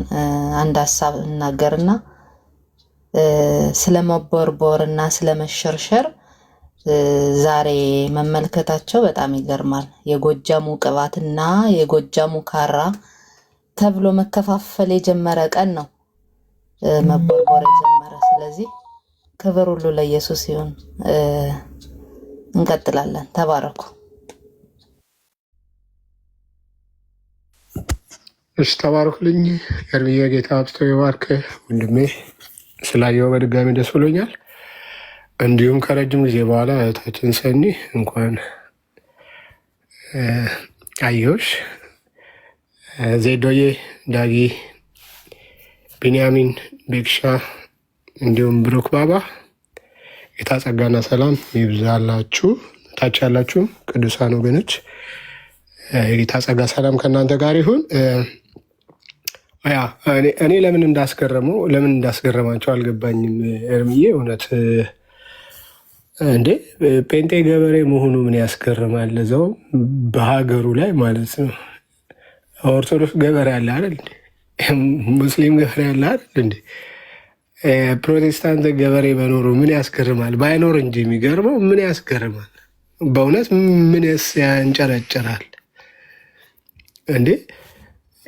እንደውም እኮ ጴንጤ ያልዘራው ዘር ያላመረተው ምርት መብላት በራሱ ይከብዳል አንዳንዴ ማለት ነው። እንዲህ አይነት ቦታ እንዲገቡ ከመጽሐፍ ቅዱስ ከትንቢትም ጀምሮ የተነገረላቸው በእግዚአብሔር የሚያምኑ እነኚህ ወገኖች ናቸው። እንግዲህ አሁን ደርሶ በጎጃም በኩል ብትሄድ በእንትን በኩል ብትሄድ የምታገኘው ፕሮቴስታንት ገበሬ ነው እንዴ። በደንብ ነው እንጂ እንደውም መባዛት ያለበት በደንብ ነው መብዛት ያለበት። ጤናማ የእህል ምርት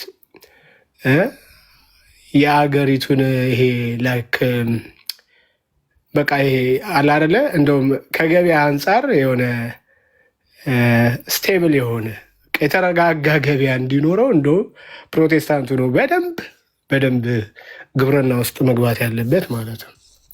እናም ያንጨረጭራ አይደለም ግን ያንጨረጭራቸው አር ነው። እውነት ሃይማኖታዊ ነው ወይስ ሌላ ነገር ነው? እሱ እየቆየን እናየዋለን።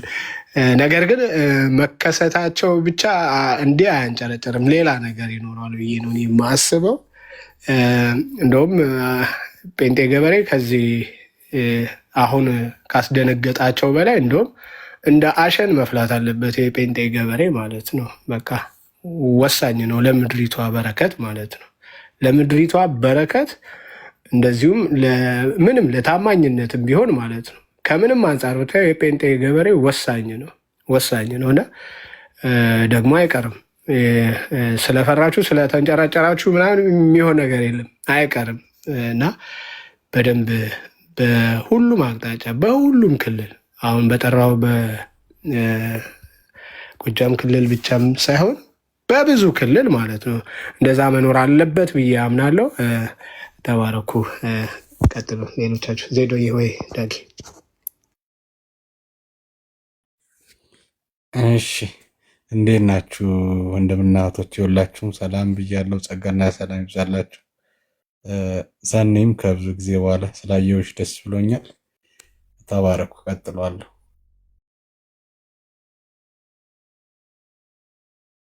እሺ ዳጊ ያው ሲመቸው ይከፍታል። ወገኖች የጌታ ጸጋና ሰላም ይብዛላችሁ። እንደዚሁም በሀገራችን ጴንጤ ገበሬ ይብዛልን። ጴንጤ ሰራተኛ ነው እና ብዙ በዓልም አያበዛም። ጌታ ይባረክ። እንደዚህም አይነት ስጋት ካለ ስጋቱ እውን እንዲሆን እንጸልያለን። ተባረኩ። ታብታብና ሼር አድርጉ በደንብ። ቤካዬ ይቀጥልና ሰላም በለን እንቀጥል። ወደ ፕሮግራማችን እንግባ።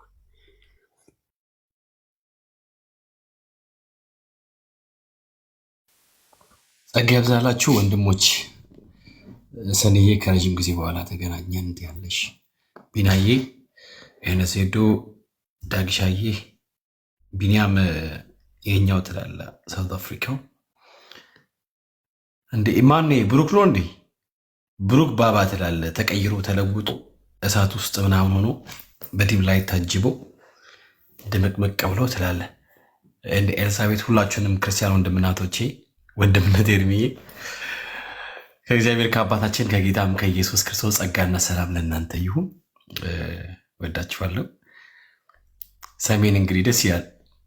ኤርሚ እንደዚያ ነገር በቃ ሰዎች በወንጌል ተነግተው ወደ ጌታ መንግስት ሲጨመሩ የተለየ አይነት ደስታ ነው የሚሰማውና ውጭስ እኛም ደስታውን እንጋራለን። ቢናዬ እንዳለው ሁላችንም ሰራተኞች ነን። ውጭስ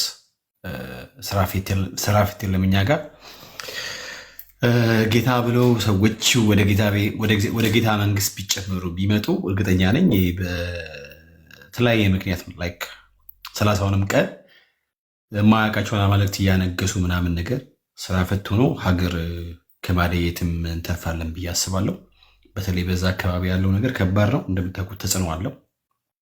ኤርሚም ከዛ አካባቢ እንደመምጣቱ ሌሎች ብዙ ወንድሞችም ከዛ አካባቢ እንደመምጣታቸው በደንብ ይገባቸዋል ብዬ አስባለሁ እና በጣም አደገኛ ነው። ጌታ ደግሞ ትላንት እንዳልነው ማይሰብረው ለጌታ ማይሸነፍ የለም። ክርስቶስ በፍቅር ሁሉንም አንበርክኮ ያላንበረከከው የለምና ብዙዎች በጌታ ፍቅር ተንበርክከው ወደ እግዚአብሔር መንግስት እንዲመጡ ተስፋ አደርጋለሁ። እንግዲህ ወንጌል በአንድ ላይ ደረሰ ነው። እንደውም አሁን ላይ ደስ የሚለው ነገር እግዚአብሔር አምላክ የሚገርም አክሰስ ሰጥቶናል ብዬ አስባለሁ። የሚገርም በቃ ማለት እግራችን ሳይራመድ በቴክኖሎጂ እገዛ በየገጠሩ ተዳርሶ ሰዎች ወንጌልን በመስማት የነፍሳቸውን እረኛ ጌታን ያገኛሉ ብዬ አስባለሁ፣ አምናለሁ። እንደዛም እንግዲህ እንጸልያለን። በተለይ በሰሜን አካባቢ ያለው ነገር እግዚአብሔር አምላክ ቢፈታው ጦርነቱ ምኑ የሚባል ነገር በአጠቃላይ ታሪክና ተረት ሆኖ ይቀር ብዬ አስባለሁና የጦርነት ሁሉ የሰላም በዚያ አካባቢ ያለመሆን ችግር የወንጌል ነው። ሰው በወንጌል በክራይስት ሆኖ ቢሆን በቃ ከሱ ዘንድ ሁል ጊዜ የሚቀደም ከህይወቱ ሰላም ነው። ከሰላም ውጭ ምንም ነገር ሊሆን አይችልም እና የመንፈስ ፍሬ ብቻ ነው በህይወቱ የሚገለጠው ብዬ አምናለሁ እና ወንጌል በዚያ ክልል እንዲያሸንፍ ክርስቶስ እንዲወርሰው ተራራው ሁሉ ለክርስቶስ እስኪዋጅ ድረስ ሁላችንም በጸሎት እንተጋለን። እግዚአብሔር ደግሞ ይህን ያደርጋል አምናለሁ። ኤርማያ ተባረክ። ሁላችንም ወዳችኋለሁ። ብሩኬ ከእንትኑ ከላይቱ ወጣ እንትን ላይ ጥሩ አይደለም ትላለህ። ተባረኩ።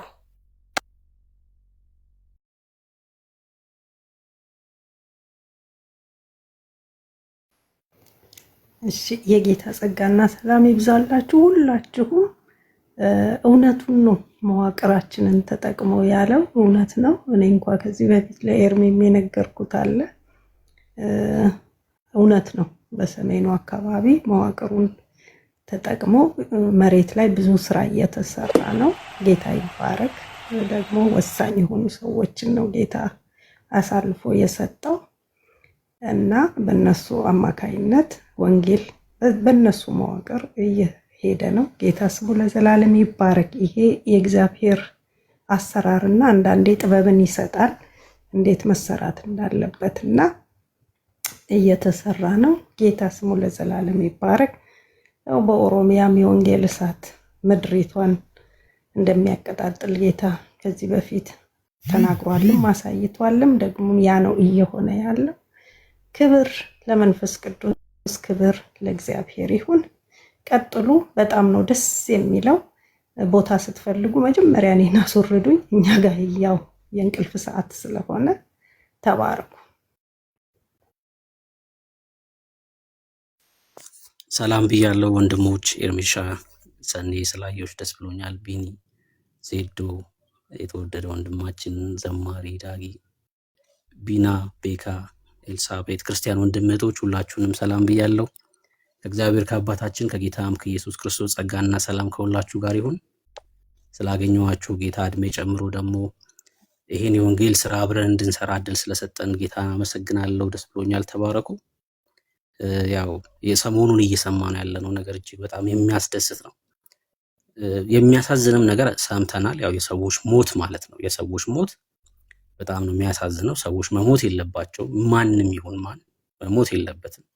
የትኛውንም ሃይማኖት ውስጥ ይሁን የትኛውም ብሔር ይሁን የትኛውም የፖለቲካ አስተሳሰብ ይኖረው ሰው በምንም ምክንያት ሊገደል አይገባም። ይሄ በጣም የሚያሳዝን ነው። ደግሞም በሌላ መልኩ ደግሞ ሰዎች ወደ ጌታ እየመጡ እንደሆነ ስንሰማ ደግሞ እጅግ በጣም የሚያስደስት ነው።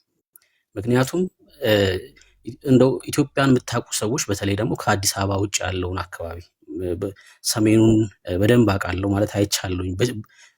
በጣም አብዛኛው ገዳም ያለው ወደዛ አካባቢ ስለሆነ ተንቀሳቅሼ አካባቢውን ለማየት ሞክሬያለሁ እና ኢየሱስ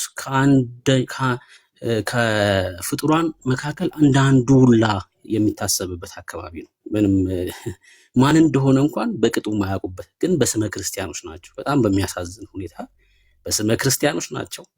ማንን ለይተው እንደሚያመልኩ እንኳን የማያውቁ ሰዎች ናቸው እዛ አካባቢ ያሉት። ይሄ የሆነው ደግሞ ወዶ አይደለም። ዝም ብለው በስመ ክርስትና የሰጧቸው ጣዖታት አሉ። እነሱን ይዘው ከነሱ ጋር ተጣብቀው የኖሩ ሰዎች ናቸው። የኖረ ህዝብ ነው። በጣም የሚያሳዝን ማህበረሰብ ነው እውነት ለመናገር ማለት ነው።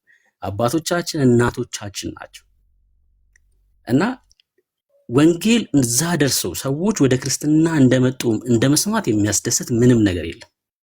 ምንም ነገር የለም። እኔ አትለዩትም። በቃ ከእስልምና ከመጣው ሰው አትለዩትም እዛ አካባቢ ያለው። ለምን ኢየሱስ ማን እንደሆነ እንኳን የሚያውቅ ማህበረሰብ አይደለም። ኢየሱስ እንደሚያድን ከምን እንደሚዳን እንኳን የሚያውቅ አይደለም። ያ የሆነው ደግሞ ትምህርት ስለሌለ ነው እዛ አካባቢ። ከትምህርቱ ይልቅ ሰው ሰራሹ ስርዓት ነው ያለው።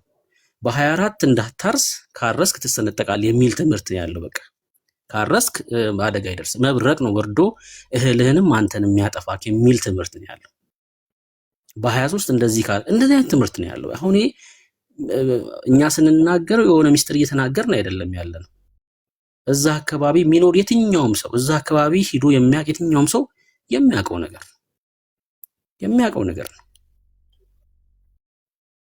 እዛ የወንጌል እሳት ገብቶ ኢየሱስ መነገር ከጀመረ ኢየሱስን መቀበል ከጀመረ እዛ ክብር ለኢየሱስ ይሁን። ከዚህ በላይ የሚያስደስት ምንም ነገር የለም። ከዚህ በላይ የሚያስደስት ምንም ነገር የለም። ከዚህ በላይ ኢየሱስ ይነገራል። አዎ በኢትዮጵያ ሙሉ ማለት ነው። ትግራይ ይሁን አማራ ክልል፣ አፋር ይሁን ሶማሌ፣ ኦሮሚያ፣ ቤኒሻንጉል፣ ጋምቤላ የትኛውም ክልል ላይ ኢየሱስ ብቻውን ይነግሳል። በቃ መንገስ ያለበትም እሱ ነው። ከኢየሱስ ጋር አብሮ ጠረጴዛ ላይ ሊቀመጥ የሚችል ማንም ፍጡር የለም።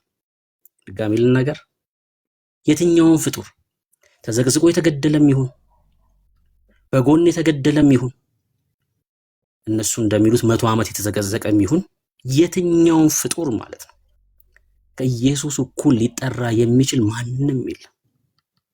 ማንም የለም። ማንም የለም።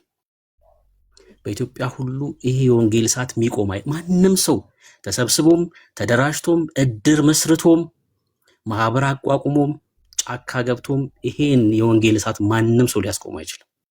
ማንም አይችልም። በቃ እግዚአብሔር ጊዜ ነው። እግዚአብሔር ልጆቹን በፉጨት የሚጣራበት ጊዜ ነው። የትኛውም አካባቢ ላይ ሁን፣ የትኛውንም ኃይል አደራጅ፣ የምትዋጋው ከእግዚአብሔር ጋር ነው። በነገራችን ላይ እኛ ባንናገር፣ ኤርሚ ባይናገር፣ ወንድሞች እዚህ ያሉት ባይናገሩ የእግዚአብሔር ቃል ብቻውን ወክ ማድረግ የሚችል ነው። በኤፌሶን ከተማ ላይ እሱ ነው የሆነው። የእግዚአብሔር ቃል ወክ ማድረግ ይችላል። እኛ ባንናገር ልጆቹን እግዚአብሔር ይጠራል። በቃ ይጠራል። አታስቆምም ማለት ነው። አየህ፣ ሰዎችን ልታስቆም ትችላለህ እንጂ የእግዚአብሔርን ቃል ማንም ሊያስቆም አይችልም። ማንም የእግዚአብሔርን ቃል ሊያስቆም አይችልም። ማንም አይችልም። ክብር ለኢየሱስ ይሁን። በጣም ነው በቃ ልቤ ሐሴት ነው ያደረገው። ገበሬው ጴንጤ ሆነ። አዎ ይሆናሉ። በደንብ ነው የሚሆኑት። ከዚህ በኋላ አታስቆመውም ወዳጄ። ከዚህ እያረሰ ጌታን እያመሰገነ 30ውን ቀን ሙሉ ማለት ነው ጌታን እየባረከ ይኖራል። ደበሎ አስለብሰ አንድ በአንድ የሆነ ጉድጓድ ውስጥ እያኖርክ ያለ እኮ እንዴ! በጣም እኮ የሚያሳዝን እኮ ነው። ቢጫ አስለብሰ ቢጫ ቆብ አስደረገ እግሩ እስኪሰነጣጠቅ ፊቱ ቢጫ ሆኖ አንድ በአንድ የሆነ ጉድጓድ ውስጥ እኮ ነው እያኖርካቸው ያለው። በዛ በኩል ህይወት የሚገኝ ስለሚመስላቸው ማለት ነው። በዛ በኩል ህይወት የሚገኝ ስለሚመስላቸው ከዛ እነዛ ሰዎች ደግሞ ሲያልፉ ታቦት ይቀረጽላቸዋል። ኢየሱስን እኮ አያውቁም። ሰውየው ራሱ ወዴት እንደሚሄድ እኮ አያውቅም። አንድ በአንድ የሆነ ጉድጓድ ውስጥ ዳቤና ቋርፍ እየበላ የኖረ ሰው ነው። ኢየሱስ ማን ነው ስትሉ ማያውቅ ሰው እኮ ነው። ከዛ ታቦት ደግሞ ትቀርጽለትና ተስፋ ታደርገዋለህ እሱ። ይሄ ዘመን አብቅቷል ወዳጄ። እንደዚህ የምትቀልድበት ዘመን አብቅቷል። ከደሱ ጋር እናወራለን። ያው አማራ ክልል ያለው ወንጌል ይሰራሉ እዛ። አንዴ እንደዚህ አለኝ፣ ስለ ኢየሱስ እዚህ ይነገራሉ ብሎ ጠየቀ። የአቦ ደብር ነው ማለት ነው። እንዴ ያለ ደብሩ አለ አስተዳዳሪው ማለት ነው። ያለ ደብሩማ እንዴት ይነገራል? እሱ ደብሩ ያለው እዛ ነው። እንዴት ያለ ደብሩ እዚህ ሊነገር ይችላል? በቃ ይሄ ነው እዛ ያለው ነገር፣ ይሄ ነው እዛ ያለው ነገር፣ ይሄ ነው። እንደው ጥናት ቢደረግ ስለ ኢየሱስ ማወቅ አይደለም ኢየሱስ የሚለውን ስም ያልሰማ እጅግ በጣም ብዙ በስመ ኦርቶዶክስ ክርስቲያን ተብሎ ያለ በጣም ብዙ ቁጥር ሊታይ ይችላል። ጥናት ቢደረግ። ጥናት ሳይደረግ ይሄን ያህል ፐርሰንት ተብሎ መነገር አይችልም። ድፍረት ነው የሚሆነው። ግን እኔን መናገር እችላለሁ። ገዳም ውስጥ ያየሁትን ይሄን ነው። በቃ ከ30 ምናምን ገዳም በላይ አውቃለሁ ኢትዮጵያ ውስጥ ከ30 ምናምን ገዳም በላይ። እስኪ በየገዳሙ ዙሩና የገዳም አስተዳዳሪ የሚባሉ ሰዎችን አውሯቸው፣ ጠይቋቸው። በገዳም ውስጥ ያገለግላሉ የሚባሉ ሰዎችን ጠይቋቸው። ለምን ትሄዳላችሁ እናንተ? የወለደተ ቃል እኮ ጠየቀው። 40 ምናምን ዓመት ያገለግለው ሰውዬ 40 ምናምን ዓመት አገልግለው ሰውየው መጽሐፍ ቅዱስ የለውም። 40 ምናምን ዓመት አገልግሏል ሰውየው። ካህን ነው። መጽሐፍ ቅዱስ አለ የለኝም አለ። ታዲያ ምዕመኑን እንዴት ነው የምታስቡት? አገልጋዩ 40 ዓመት አገልግሎ መጽሐፍ ቅዱስ ከሌለው ምዕመኑማ ድምፁንም አልሰማም ጭራሽ።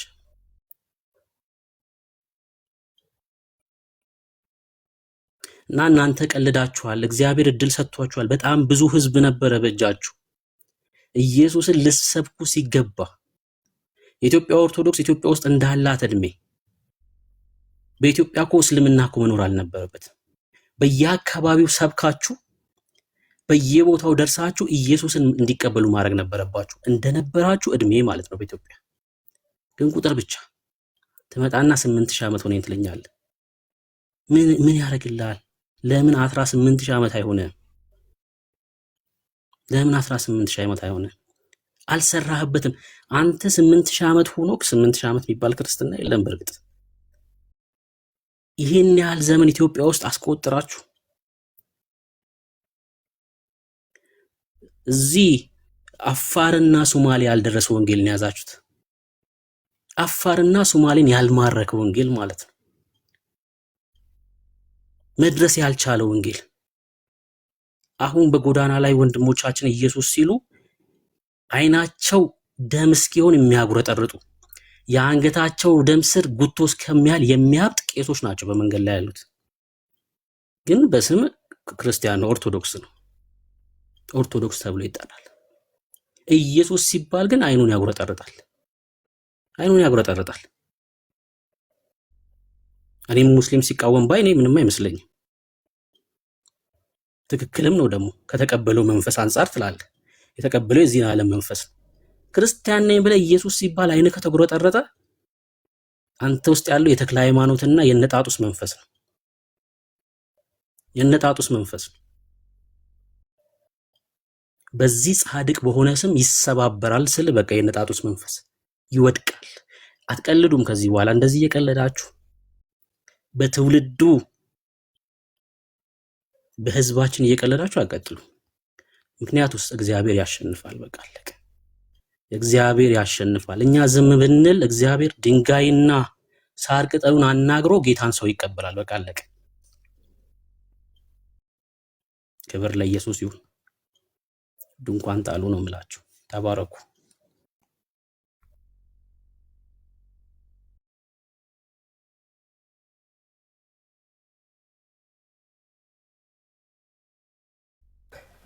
ኤርሚያው ካለ ቀጥል፣ ከሌለ እስከዛ ዳግዬ ከቻልክ ሰላም በለን፣ ካልሆነ ቤተሰቦች ሰላም ሰላም ወገኖች፣ እንዴት ናችሁ? ቢኒዬ፣ ሰንዬ፣ ዜዶዬ፣ ቤንያሚን፣ ቤካዬ፣ ብሩካችን፣ ኤልሳዬ ታች ያላችሁ ሁሉ ሰላም ብያለሁ። እንዴት ናችሁ? ቅድም ያው በሰበር ሰላም ሳልል እያወራው ስለነበር ነው፣ ይቅርታ። ተወዳጆች እንዴት ናችሁ? ክብር ሁሉ ለእግዚአብሔርን። ቀጥሉ፣ እየሰማሁኝ ነው።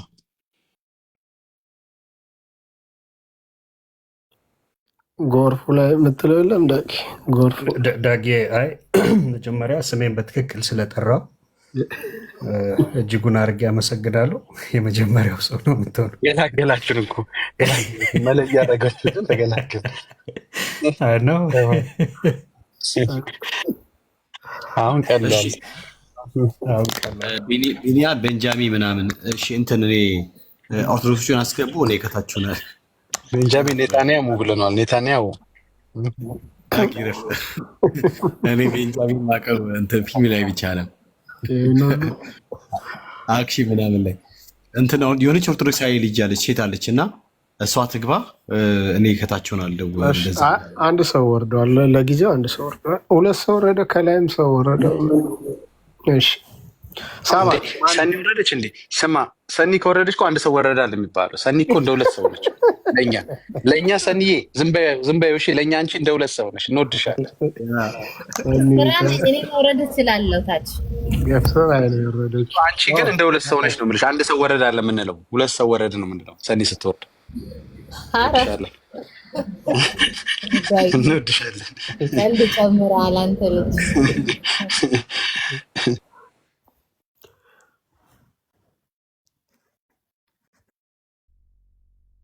እሺ ቤካ መሳብ ትችላለህ። ማን እንደሆነ አለች ያልካት እህት ያ ቢኒ እንትን የፈለኳት ነው ስምላችኋለሁ። ችግር የለው። እሺ እስከዛ ቤተሰብ ታች ያላችሁ ሁላችሁም እስኪ እንደተለመደው በዘመድ መስራት ጀመር እንዴ?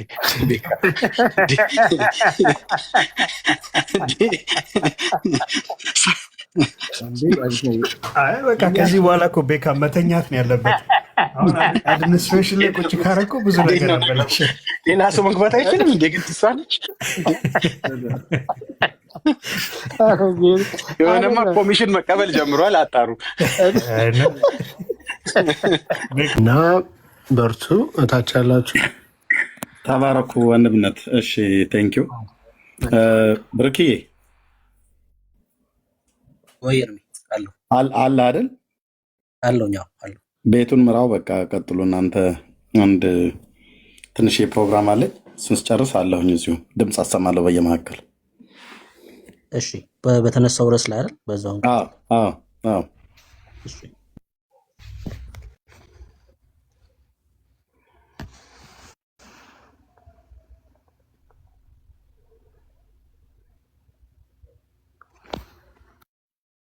እሺ ያለ ነው።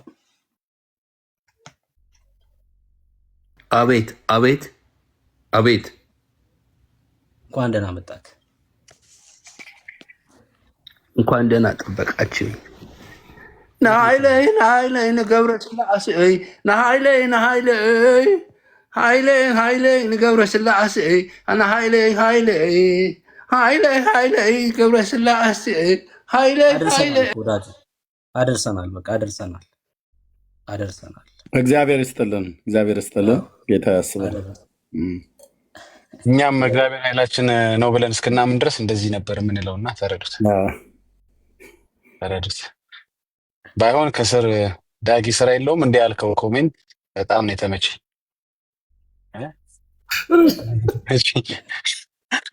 እንቅልፍ የለውም ብትል ነበር የሚሻል። እሺ ሌላ ኦርቶዶክሳዊ ግባ። ሌላ ኦርቶዶክሳዊ ካለ መግባት ይችላል። ሌላ ኦርቶዶክሳዊ ኃይሌ ገብረስላሴ ነው አላለም? ኃይላችን እግዚአብሔር ነው ወዳጄ። ኃይሌ ገብረስላሴ ከሆነ ኢየሱስን ተቀበል። ኃይላችን እግዚአብሔር ነው። ኃይላችን እግዚአብሔር ነው። ኃይሌ ገብረስላሴ ያለን እኮ ሰው። እሺ ኢየሱስን ተቀበል። ኑ ግብ። ኦርቶዶክሳውያን መግባት ትችላላችሁ። መግባት ትችላላችሁ። ቁጥር ብጽፉልን ለማስገባት ይመቸናል። እሺ ቁጥር ብጽፉልን እንደዚህ። አይ እሺ ገስት ላክ አንተን ኢንቫይት ማድረግ ስለማይቻል ገስት ላይ ካሉ ኦርቶዶክሳውያን ማስገባት እንችላለን። አንድ ሰው ስለሆነ ያለው ክርስቲያኖች ባትልኩ ጥሩ ነበረ። አንድ ሰው ስለሆነ ያለው ብሩኬ ቶፒኩ ምንድነው? ይቅርታ ቅድም አምልጦ የነበረ ስልክ ላይ ነበርኩ። ምንድነው ቶፒኩ ያወራችሁበት? አይ በቃ ገበሬው ሁሉ አራሹ ሁሉ ጴንጤ የሆነ ነው። ኢየሱስ የማይል ጴንጤ ገበሬ የለም እና ከባድ ነው ጊዜው። በቃ ታድሶ እዛ ድረስ ገብቷል እያለ ነው ወዳጃችን። እና እዚህ ላይ ነው የምናወራው። ዳግሽ አልሰማከውም? ኤርሜስ ያሰማ ነበር። አይ ገባኝ። በጎርፉ ዙሪያ ማለት ነው። በጎርፉ ዙሪያ እንግዲህ ኢየሱስን መሰረቱ ያላረገ ካለ ያው እንመጣበታለን። እንደ ጎርፍ ጎስት እንዴት ነህ? ሰላም አለው ይመስገን። እንኳን ደህና መጣ። እንኳን ደህና ቆያችሁ። ምን ማለት ነው ጎስት ማለት? ምን አልከኝ? ጎስት ማለት ነው ማለት ነው። አይ ዩዘር ኔም ነበረና ለዛ አኮ ለምንድን ነው ጎስት ያልከው? ማብራራት ያስፈልገኛል? አይ ከሆንክ አንተ ብዬ ነው። ኖ አይደለም። እሺ ርዕሳችንን አውቀዋል? ከየት ቤተ እምነት ነው?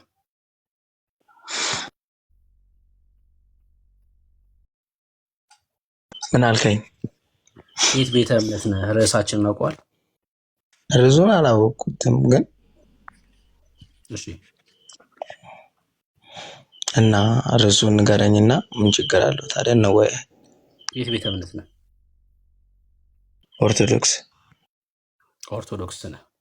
አንድ ቪዲዮ አሰምተን ነበረ። ቪዲዮ ምንድን ነው? በሰሜኑ አካባቢም በኦሮሚያም ገበሬ ሁሉ ጴንጤ እየሆነ ነው የሚል የቲክቶክ አገልጋዮች ቅሬታ ነበረና ገበሬ ሁሉ ጴንጤ እየሆነ ነው፣ ኢየሱስ ማለት በዝቷል ገበሬው አካባቢ የሚል ነበርና ስለዚህ ነገር ምን ትላለህ አንተ? ኢየሱስ ኢየሱስ በማለታቸው ጌታን በማግኘታቸው ገበሬው ከዛ ከነበረበት ህይወቱ ከጨለማው ህይወት በመውጣቱ ምን ይሰማል?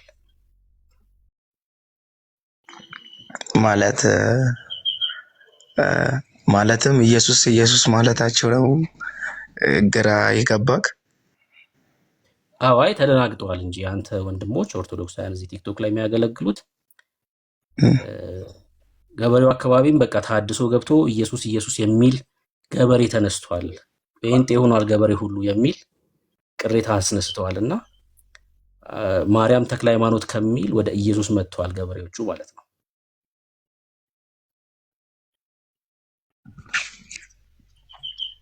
እና ምን ትላለህ ነው የምትለኝ?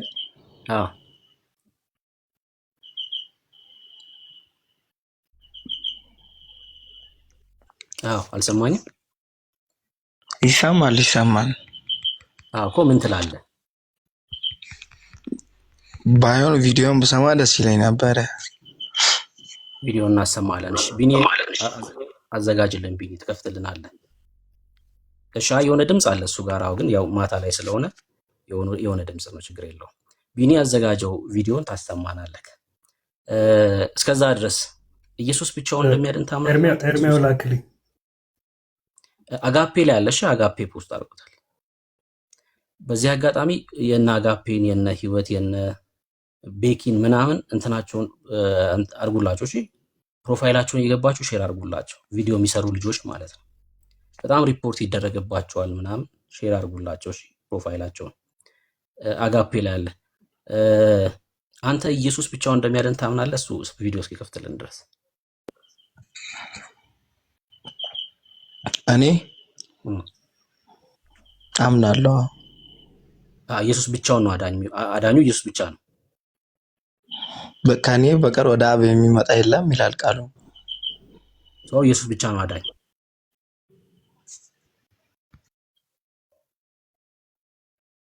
አቤት ኔትወርክ ትንሽ እየያዘኝ ስለነበረ ነው ብራዘር፣ ይቅርታ። ችግር የለውም። እሺ ኢየሱስ ብቻ ነው አዳኝ ብሏል። ግን ከኢየሱስ ውጭ አዳኝ እንዳለ አሁን እሱ እንዲናገር ላድርገው። እንግዲህ እምነቱን ማለት ነው። አንተ ስራ ያደረገ አቤሎ፣ የአንተ ስራ የዘላለም ሕይወት ይሰጣል ወይስ አይሰጥም? ሰው በሰራው ነው እንዴ?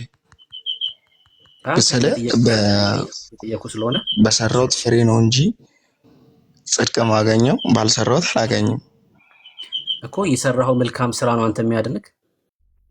እኔ የሰራውት መልካም ስራ ነው የሚያድነኝ። ኢየሱስ ብቻ አይደለም የሚያድነው፣ አንተም ታድናለህ። ኖ እንደዛ ለማለት ፈልጌ አይደለም። ይኸው ቆይ ስማኛ፣ የአንተ መልካም ስራ አንተን ያድንሃል ወይስ አያድንህም?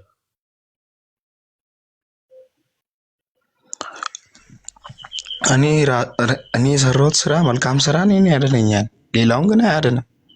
እኔ ስለ አንተ ነው የማወራው። ያ ማለት አንተን የሚያድነው ኢየሱስና አንተ ነህ ማለት ነው። እኔም እንዳልኩ ታውቃለህ፣ እኔ በራሴ መንገድ ከሄድኩኝ ማለትም ጥሩ ለራሴ ከሰራው ጸድቃለሁ። ነገር ግን እኔ ለሰው ሰርቼ ያኛው ሰው አይጸድቅም። እኔ በሰራው ስራ እኔም እሱን እኮ ነው የምልህ። እኔ ስለዛኛው ሰው አይደለም እያልኩ ያለሁት። አንተ ግን የምትድነው በአንተ መልካም ስራ ነው አይደል? ልክ ነው።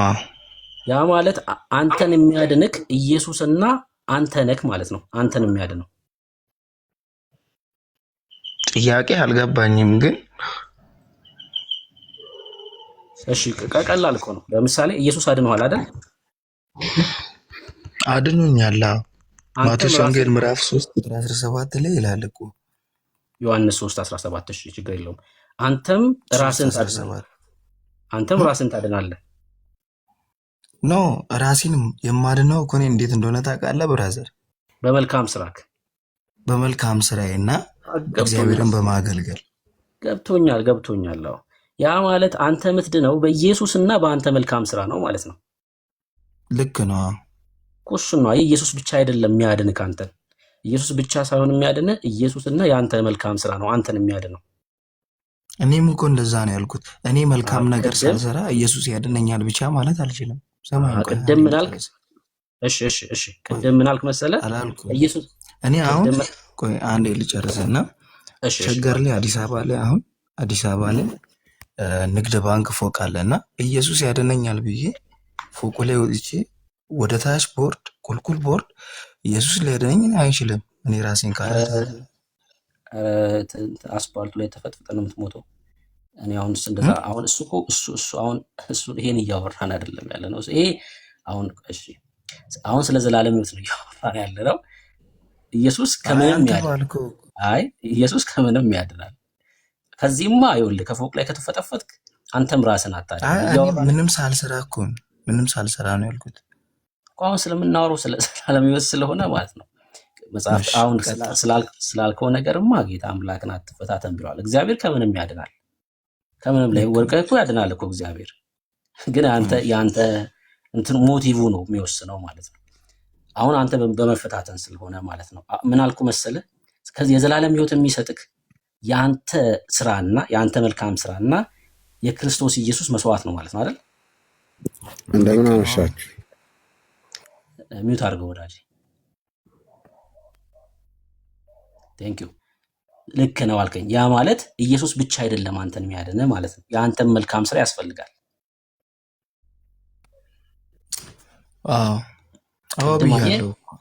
ቅድም ኢየሱስ ብቻ ነው የሚያድነው ስትል አይ በራሳቸው ትምህርት ብቻ እንደማያድን ማሳየት እችላለሁ ስላልኩኝ ነው። ቢኒ ቪዲዮ ያሰማንና ከዛ እንቀጥላለን። እሺ አቢላ አዳኝ በኢየሱስ ብቻ አይደለም። እሺ በእነሱ ቤት ቀጥዬ ደግሞ ሌላም ብጠይቀው ማርያምም አዳኝ ናት። አንድ አዳኝ የለም በዛ ቤት አንድ አዳኝ የለም። ቢና አሰማን እንቀጥላለን። ፕሮቴስታንት ገበሬ ታገኛለህ። በጣም ሾኪንግ ነው። በጣም እጅግ በጣም ሾኪንግ ነው። ቤተክርስቲያን እንዳትቀር ነው የሚሉት። ምክንያቱም እነሱ እዛ መዋቅር ስለሌላቸው ምን ለማለት ፈልጌ ይመስላል እዚች ጋር ማህበራዊ ሚዲያ ላይ በጣም ብዙ ነገር የምናየው ነገር አለ። ማለትም ስለ ቤተክርስቲያን እንዲህ የሚያወሩ በጣም ብዙ ሰዎች አሉ ነው። እዚች ጋር እናንተ ስገቡ ምናምን በጣም ብዙ ጊዜ ያለው ነው። ምን መሰለህ አሁን እነሱ የሚያወሩትን በጣም ሰምቻለሁ እና ቤተክርስቲያን በአንድ ሰው አይደለም የተቋቋመችው። የትኛዋም ቤተክርስቲያን ማለት ነው።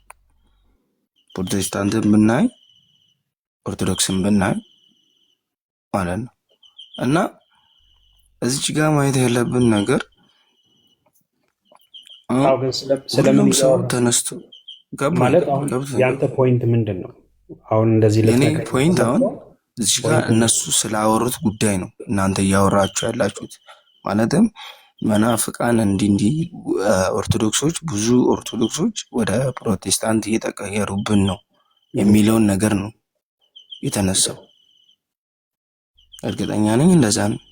አቤል ይቅርታ ቆይ አንድ አቤል ወይ የሚዳ ሰላም ናችሁ? ግን እንዴት ናችሁ? እግዚአብሔር ይመስገን። ለምንድን ነው ሚዩት ማታረገው ግን? ወንድማችን እያወራ ነው አይደል? ይቅርታ ብዬ ነበር የገባሁት። እሺ ከረበሽኩ በጣም ይቅርታሽ። ችግር የለውም። በቃ ይጨርስና ከአንተ ጋር እንቀጥላለን። ከየት ቤተ እምነት ነህ ግን? ለማለት ጥያቄ ነበረኝና አንድ ጥያቄ ብቻ ልጠይቃችሁ። በቃ እሺ ሚዩት አድርገህ፣ ጥያቄ ከሆነ ሚዩት አድርገህ ጠብቀኝ። ቴንክ ዩ። እሺ አቤል ቀጥል። እና እኛም ቤተክርስቲያኑ ስናድግ ማለት ነው ቤተክርስቲያን ውስጥ ያደግን ልጆች እንዴት ነው ያደግነው? ስለ ክርስቶስ ብቻ እየተሰበክን ከዘፍጥረት እስከ ዮሐንስ ራእይ ድረስ አንብበን ነው የወጣ። እዚች ጋር አሁን ቲክቶክ ላይ የምናየው ነገር፣ ማህበራዊ ሚዲያ ላይ የምናየው ነገር ስማኝ ይጨርስ። የምናየው ነገር ምንም ከቤተክርስቲያን ስማኛ ከቤተክርስቲያን ጋር ምንም አይገናኝም። አድርጎ አቤል ያው ማውራት አለብን አይደለ? ቤተክርስቲያንን ማይወክሉ ናቸው። እናም ፕሮቴስታንት ላይም እንደዛው ማይወክሉ ሰዎች አሉ። እናንተ እነሱንም ማየት አለባችሁ። ጥያቄያችን እሱ አይደለም። አሁን አቤል እሺ ቀጥቷል። አሁን ዛሬ ላይ የቤተክርስቲያን አስተምሮ አይ ማየት ያለብንን ነገር ነው እያወራው ነው አቤል። አሁን እያወራው አሁን በቃ ሰማው። በዚህ በቲክቶኩም ላይ መሬትም ላይ ቤተክርስቲያኒቱ እንደ እግዚአብሔር ቃል የሆነውን ትምህርት እያስተማረች አይደለም። ለምሳሌ አሁን አንተ ከዘፍጥረት እስከ ራእይ ስለ ክርስቶስ ብቻ ስትሰብከን ነበር አልክ። አንድ ነገር ልጠይቅ። ስለ ክርስቶስ የተማረ ሰው ይህንን ለመመለስ አይከብደውም። መቼ ነው የዳንከው? መቼ ነው የዳንከው? ያ የዳንኩትማ ኢየሱስ ክርስቶስ ሲሰቀል በደሙ እኔ ዳንኩት። የዛሬ 2000 ዓመት በፊት ነበርክ? ኖ ሰማይ ያኔ አንተ መቼ ነው የዳንከው? ኪዳን በቃ በአዲስ ኪዳን በኢየሱስ ክርስቶስ ነው የዳንኩት። እኔ በማን ዳንክ አላልኩም። በማን ዳንክ ስልህ በኢየሱስ ክርስቶስ ትለኛለህ። መቼ ነው የዳንከው አይደል ያልከኝ? መቼ ነው የዳንከው? በአዲስ ኪዳን ጊዜ ነው የዳንኩት እኔ። እሱ መቼ ነው? የአዲሱ ኪዳን መቼ ነው የጀመረው? ከ2000 ዓመተ ምህረት በፊት። በጣም ጥሩ። አንተ የዛሬ 2000 ዓመተ ምህረት በፊት ነበርክ? መቼ ነው የዳንከው ስልህ በቃ አልነበርኩም። ስለዚህ አንተ አቤል መቼ ነው የዳንከው? እኔ ዳንኩት ያኔ ነው ማለትም ስማኝ፣ ማለትም ካልነበርክ እንዴት ያኔ ዳንክ? እንዴት እንደ ዳንኩ ልነግርህ ነው። የመጀመሪያው አዳም እሱን አይደለም ከእግዚአብሔር አጣላን። ሁለተኛው አዳም ግን ከእግዚአብሔር አስታረቀ። መቼ ነው የዳንከው? እንደዚህ ላድርግልህ። ኦኬ፣ ለምሳሌ አሁን ጳውሎስ ካልተላኩ እንዴት ይሰማሉ? ካልሰሙስ እንዴት ያምናሉ አለ። አሁን ለምሳሌ አንድ ሰው ካልሰማ ወንጌሉን በፍጹም ሊያምን አይችልም ማለት ልክ ነው። ኦኬ፣ ስለዚህ እምነት ከመስማት ነው፣ መስማትም በእግዚአብሔር ቃል። አንተ መቼ ምን ሰማ? ስለዚህ ያ ነው ድህነትን የሚወስነው። እሱን የጠየከኝ? አዎ፣ መቼ ነው የዳንከው ማለት ማወቅ አለብህ አይደል? መቼ ነው ይሄ ወንጌል ተሰብኮ ያመንከው እና የዳንከው? ወይንም የእግዚአብሔር ልጅ መቼ ሆንክ? እኔ የእግዚአብሔር ልጅ ሆንኩት የዛሬ 20 ዓመት። የዛሬ 20 ዓመት። ስንት ዓመት ነው እኔ? ማለትም የዳንኩት ስልክ ስማኝ፣ ተሰብኬ ምናምን ሳይሆን። አሁን ስንት ዓመት ነው አቤል? ስትጠየቅ የሆነ ጥያቄ 22 ዓመቴ ነው። 22 ዓመቴ ነው። በ2 ዓመት ነው ተሰብኮ ያመንከው? ኖ እንደዛ ስማኝ እኮ ያልኩት ለዛ ነው። መጀመሪያ ስማኝ ያልኩት ለዛ ነው። ከ20 ዓመት በፊት እኮ አልከኝ አይደል? ተሳሳትኩ? ከ20 ዓመት በፊት ያልኩትም ከቤተሰብ ነው። ሃይማኖት እንግዲህ ከቤተሰብ ነው የምትረከበው የምትቀበለው። ማን እንደዛ ብሎ ያስተማረ? ኖ ስማኝ ያልኩት አልገባ። ሰማሁ እኮ አቤሎ፣ ምን እያልከኝ እንደሆነ እኮ አንተ ራሱ አላወቀውም። አንተ ጥያቄ እኮ ውዝግብ ውስጥ እኮ ነው የሚከተው ጥያቄ። አትወዛገብ። እኔ እንድትወዛገብ አይደለም የሚያወዛግበው። ችግሩ ምን መሰለህ? አሁን ቆይ ይሄን ሁሉ ያነሳውልህ የቤተ ክርስቲያንህ አስተምሮ እንዴት መጽሐፍ ቅዱሳዊ እንዳልሆነ እንድታየው ስለምፈልግ ነው።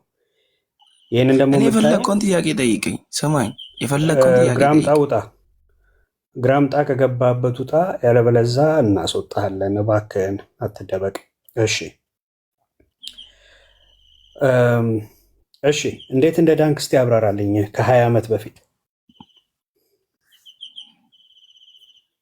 እኔ ጥያቄውን እኮ ብታብራራልኝ ይገባኛል። ምንም እኮ አንተ የምትጠይቀው ጥያቄ ሌላ ነው፣ መመልስል ጥያቄ ሌላ ነው። እኔ መልስል።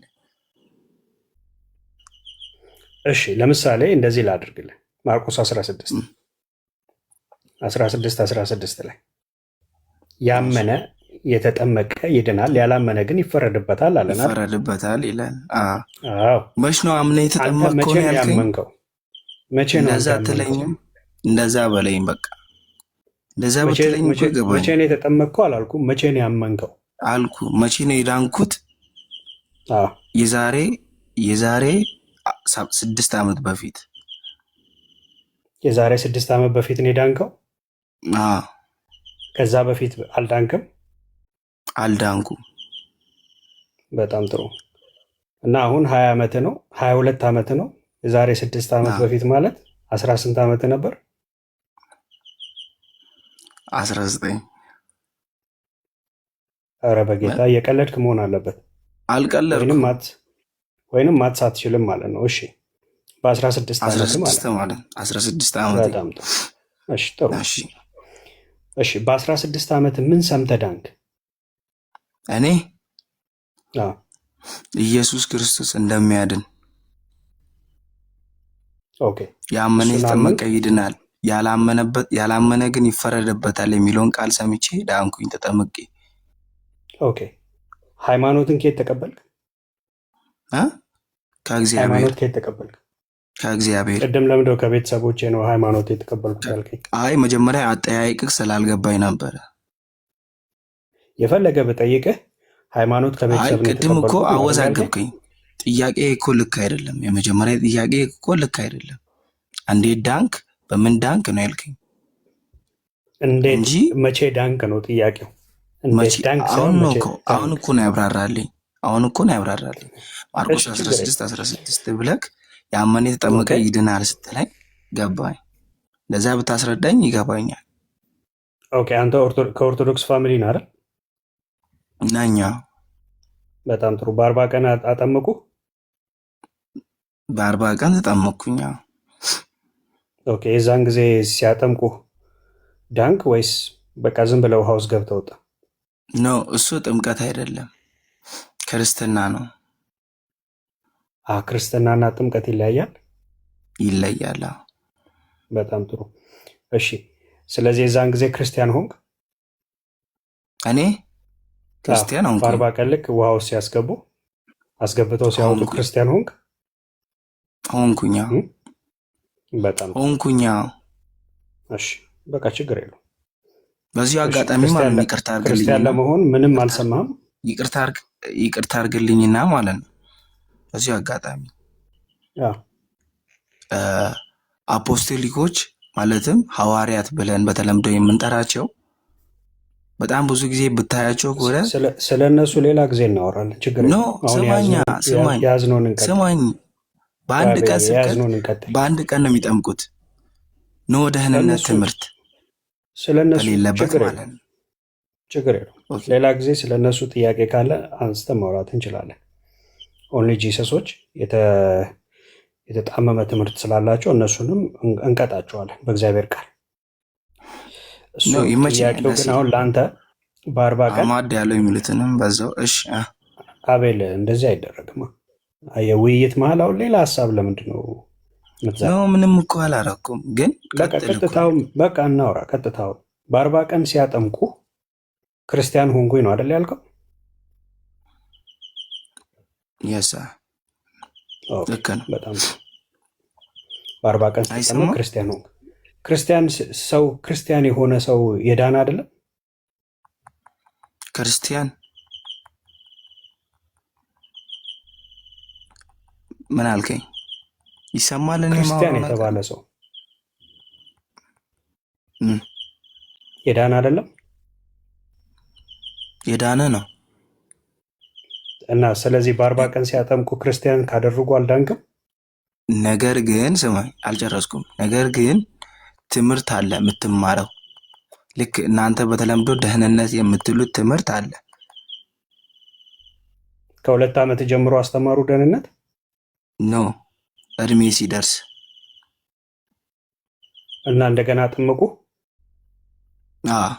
ሜሮብ ይባላል ድጋሚ ጥምቀት። አንተ ኦርቶዶክሳዊ አትመስለኝም። የቤተ ክርስቲያኑትንም ስርዓት ምንም አታውቅም። ባይዘወይ ስለ ጥምቀት አታውቅም፣ ክርስትና አታውቅም። እኔ ያልኩህ አንተ ጥያቄ ጠይቃለሁ። በቃ ሻይ ቆይ፣ ቲክቶክ ላይ በምታየው ነገር ብቻ ነው የምገልጸው። ችግር የለውም አቤል፣ አንተ ቤተክርስቲያኒቱንም አስተምረዋንም አታውቅም። ዝም ብለህ ነው ገብተህ በቃ በስራዬም በጌታም ምናምን እጸድቃለሁ ያዙ ይልቀቁኝ ያልከው እንጂ ምንም ቤተክርስቲያኒቱ ስርዓት በጌታም እጸድቃለሁ አላልከው። ምንም ሳልሰራ መጽደቅ አልችልም፣ ምንም ሳላደርግ። ችግር የለውም፣ እሱን እናየዋለን። እሺ አሁን አንድ ሌላ ጥያቄ አለኝ። መጀመሪያ ግን ማወቅ ከአንተ የምፈልገው ኢየሱስ አብ ነው አይደል? ኢየሱስ አብ አይደለም ወልድ ነው። ኦኬ። ኢየሱስና አብ አይለያዩ? ኢየሱስና አብ በአካል በአብ ወልድ መንፈስ ቅዱስ አለ፣ ግን በአካል አንድ ናቸው። በስራቸው ይለያሉ። ሶስቱ በአካል አንድ ናቸው፣ በስራቸው ይለያሉ። ሶስቱ በአካል አንድ ናቸው። ደጋገምክብኝ ወይስ እኔ ለማሳሳት እየሞከርክ ነው? አላሳስትም። አንተ መተሳሳት ልጅ አይደለም። የምትመልሰው ሁሉ መልስ ነገርኩህ እኮ። አብ ወልድ መንፈስ ቅዱስ በስራቸው ሶስት ናቸው፣ በአካል አንድ ናቸው። በስራ ሶስት ናቸው፣ በአካል አንድ ናቸው። በስራ ሶስት ነው፣ በአካል አንድ ነው። እስቲ አንዱን አካል ንገረኝ። ስለ አብ ነው ስለ ወልድ ወይስ ስለ መንፈስ ቅዱስ? ወይ ክርስቲያን ካልሆነ መጠየቅ ነው። ክርስቲያን አልመሰለኝም ልጁ ነው። አውቃችሁ ነው እንትን የምታደርገው። ግራምጣ ሚዩት አድርገው፣ ሚዩት አድርገው እንዴ። ኦርቶዶክስ ታስተምራለች ብለን እንግዲህ የኦርቶዶክስ ወጣት ነው የገባው። የኔ ወንድምነት ይሄ አቤል የሚባለው ኦርቶዶክስ ነኝ አለ እንጂ ኦርቶዶክስ አይደለም። በቃ ነገረ ነው። ወደዛ ቴስት እኮ እያስገባሁት ነው። አይ ነው ገብቶኛል። በቃ ቴስቱን እኮ በደንብ ባንዴ ያስከው አይደል? በአካል አንድ ናቸው አለ። ይሄ ድብን ያለ መናፍቅ የኦንሊ ጂሰስ ሰባሊዮሳዊ እንጂ ኦርቶዶክስ አይደለም። ኦርቶዶክስ እኛም ወንጌላውያን ካቶሊካውያን እንደምታውቀው በአካል ሶስት እንጂ በአካል አንድ ነው ብለን የስላሴን አስተምሮት አናስተምርም። ስለዚህ አቤል ታች ወርደታ